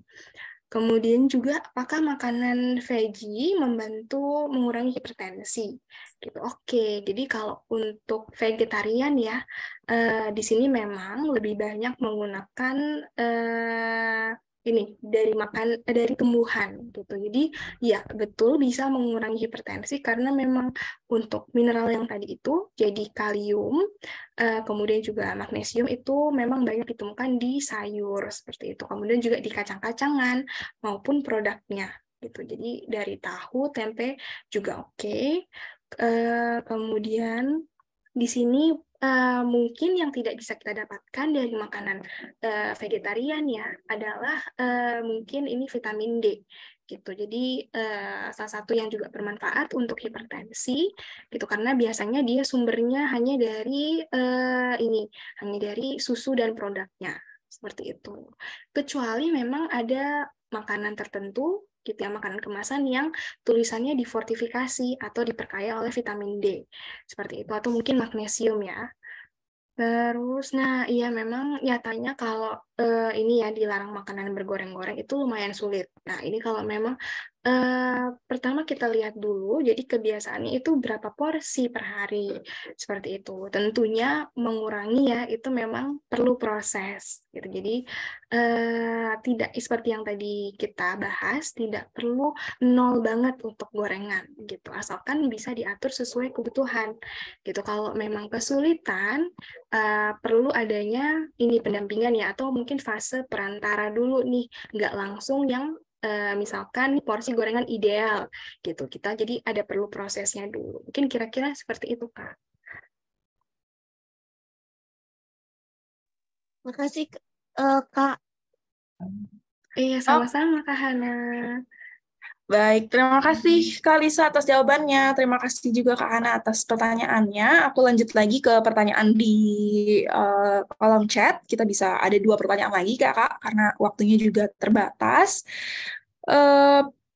Terkait apakah diet dengan cara berpuasa itu aman gitu Kak untuk mengontrol hipertensi? Boleh silahkan dijawab Kak. Oh iya, oke. Jadi diet dengan berpuasa perlu kita cek dulu ini berpuasanya akan seperti apa. Gitu, apakah akan setiap hari gitu atau mungkin pada hari-hari tertentu saja. Nah, di sini kalau untuk aman, iya bisa aman, tapi kita lihat juga kondisi yang lainnya. Apakah ada kondisi penyerta seperti itu? Contohnya diabetes seperti itu ya. Karena kalau ada kondisi penyerta, tentu kita harus ada pengaturan dulu nih sebelumnya. Kalau contohnya DM, kita cek dulu apakah memang gula darahnya sudah stabil atau belum. Seperti itu. Karena kondisi puasa bisa mempengaruhi stabilitas gula darah. Kemudian juga kalau misalkan tidak ada kondisi lain, ya bisa aman, namun tetap kita perhatikan pemenuhan zat gizi ataupun juga energinya dalam sehari. Seperti itu. Jadi kita pastikan kebutuhannya, asupannya tidak kurang dari kebutuhan. Gitu. Walaupun mungkin tidak bisa terpenuhi 100%. Seperti itu. Asalkan beberapa prinsip DAS tadi itu tetap disertakan. Puasanya tetap dengan sayur dan buah yang cukup, tetap dengan kombinasi protein atau lauk yang rendah lemak, seperti itu, maka seharusnya tidak masalah. Yang penting kita perhatikan porsinya, seperti itu, Kak. Oke, baik, siap. Terima kasih Kak Lisa atas jawabannya. Kita lanjut lagi ke pertanyaan terakhir dari Kak Zildazi untuk izin bertanya, kalau untuk pasien DM dan hipertensi, diet yang lebih direkomendasikan itu diet DASH atau diet Mediterania, Kak? Boleh silahkan dijawab. Ya, oke. Ini menarik ya pertanyaannya karena kadang diet Mediterania itu juga disebut-sebut dalam ini penanganan diet untuk hipertensi, gitu. Jadi kalau melihat pertama kita lihat dulu ya bedanya kedua diet ini apa sih, gitu. Jadi yang pertama dan yang paling jelas perbedaannya adalah penggunaan lemaknya. Jadi kalau dengan diet DASH itu cenderung lebih rendah lemak jenuh. Nah, kalau untuk diet Mediterania itu dia menggunakan lebih banyak lemak. Nah, seperti itu karena dia untuk penggunaan ini ya, untuk porsi diet tidak jenuh yang mono unsaturated atau kita sebutnya MUFA, itu dia lebih banyak. Contohnya ini bisa ditemukan pada kacang-kacangan, kemudian juga pada olive oil, seperti itu. Nah, kalau dalam selain kondisi DM dan juga hipertensi itu, profil lemaknya itu cenderung stabil dan bagus, gitu, dan tidak ada kebiasaan makan makanan yang tinggi lemak, maka keduanya bisa diterapkan. Gitu. Tentunya dengan pengawasan ya, gitu agar juga lemaknya tidak berlebih karena walaupun porsi lemaknya diet Mediterranean itu lebih banyak gitu, tetap kita ada batasannya gitu ya, seberapa banyak kita bisa pakai seperti yang tadi itu olive oilnya contohnya, seperti itu Kak Alma. Jadi kedua-duanya bisa ya karena kurang lebih mirip gitu, yang membedakan adalah porsi lemaknya. Oke, baik. Siap. Terima kasih Kak Lisa atas jawabannya untuk Kak Zildazi. Semoga bisa terjawab ya untuk pertanyaannya. Oke, kalau gitu karena terbatasnya waktu juga dan sepertinya pertanyaannya sudah selesai, kita mungkin bisa cukupkan dulu sesi bersama Kak Lisa pada sore hari ini. Terima kasih sekali lagi untuk Kak Lisa atas pemaparan materinya, atas jawabannya. Mudah-mudahan sehat selalu, sukses, dan kita bisa bertemu di kesempatan-kesempatan berikutnya. Oke, terima kasih juga Kak Alma dan semua yang sudah hari ini. Semoga sehat selalu ya semuanya. Baik, amin amin. Terima kasih sekali lagi Kak Lisa. Oke, baik. 2 sesi sudah terlaksana dengan baik. Terima kasih kepada seluruh peserta yang sudah bertahan, sudah menemani sampai menuju akhir dari kelas Gizi Dietela Spesial Hari Hipertensi pada hari ini. Tapi sebelumnya, kita akan ada pesan terlebih dahulu nih dari Rumah Sakit Universitas Indonesia terkait promosi Rumah Sakit UI di tahun 2023. Oke. Bentar.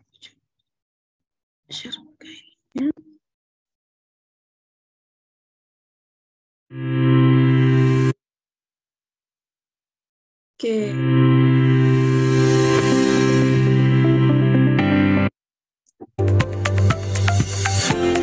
Jadi ada beberapa promosi dari RSUI terkait sama untuk medical check-up hemat 10% melalui website di uipod.id. Jadi untuk para peserta yang di sini yang pengen cek terkait kolesterolnya tadi, hipertensinya, atau level lemaknya secara lengkap, bisa dicek di websitenya. Tuh ada beberapa penawaran juga selain dari diskon, ada penurunan poin dari Telkomsel juga menambah hemat. Tuh. Lalu ada beberapa penawaran dari kartu debit, kredit Bank Mandiri juga, gitu. Dan juga penawaran untuk warga UI dan alumni Universitas Indonesia. Gitu. Jadi medical check-up-nya hemat 10%. Gitu. Ini untuk tarif khusus layanan RSUI untuk alumni UI dan juga tarif khusus layanan RSUI untuk warga UI bisa dicek di bit.ly/tarif khusus alumni UI atau tarif khusus warga UI. Jadi bisa dicek, nanti akan aku kirimkan juga promosinya ke grup webinar hari hipertensi sedunia. Gitu. Lalu bisa ada juga benefit yang bisa ditawarkan untuk peserta BPJS TK di RSUI. Seperti itu. Jadi ini bisa dicek sekali lagi, banyak penawarannya untuk menunjang kita hidup lebih sehat.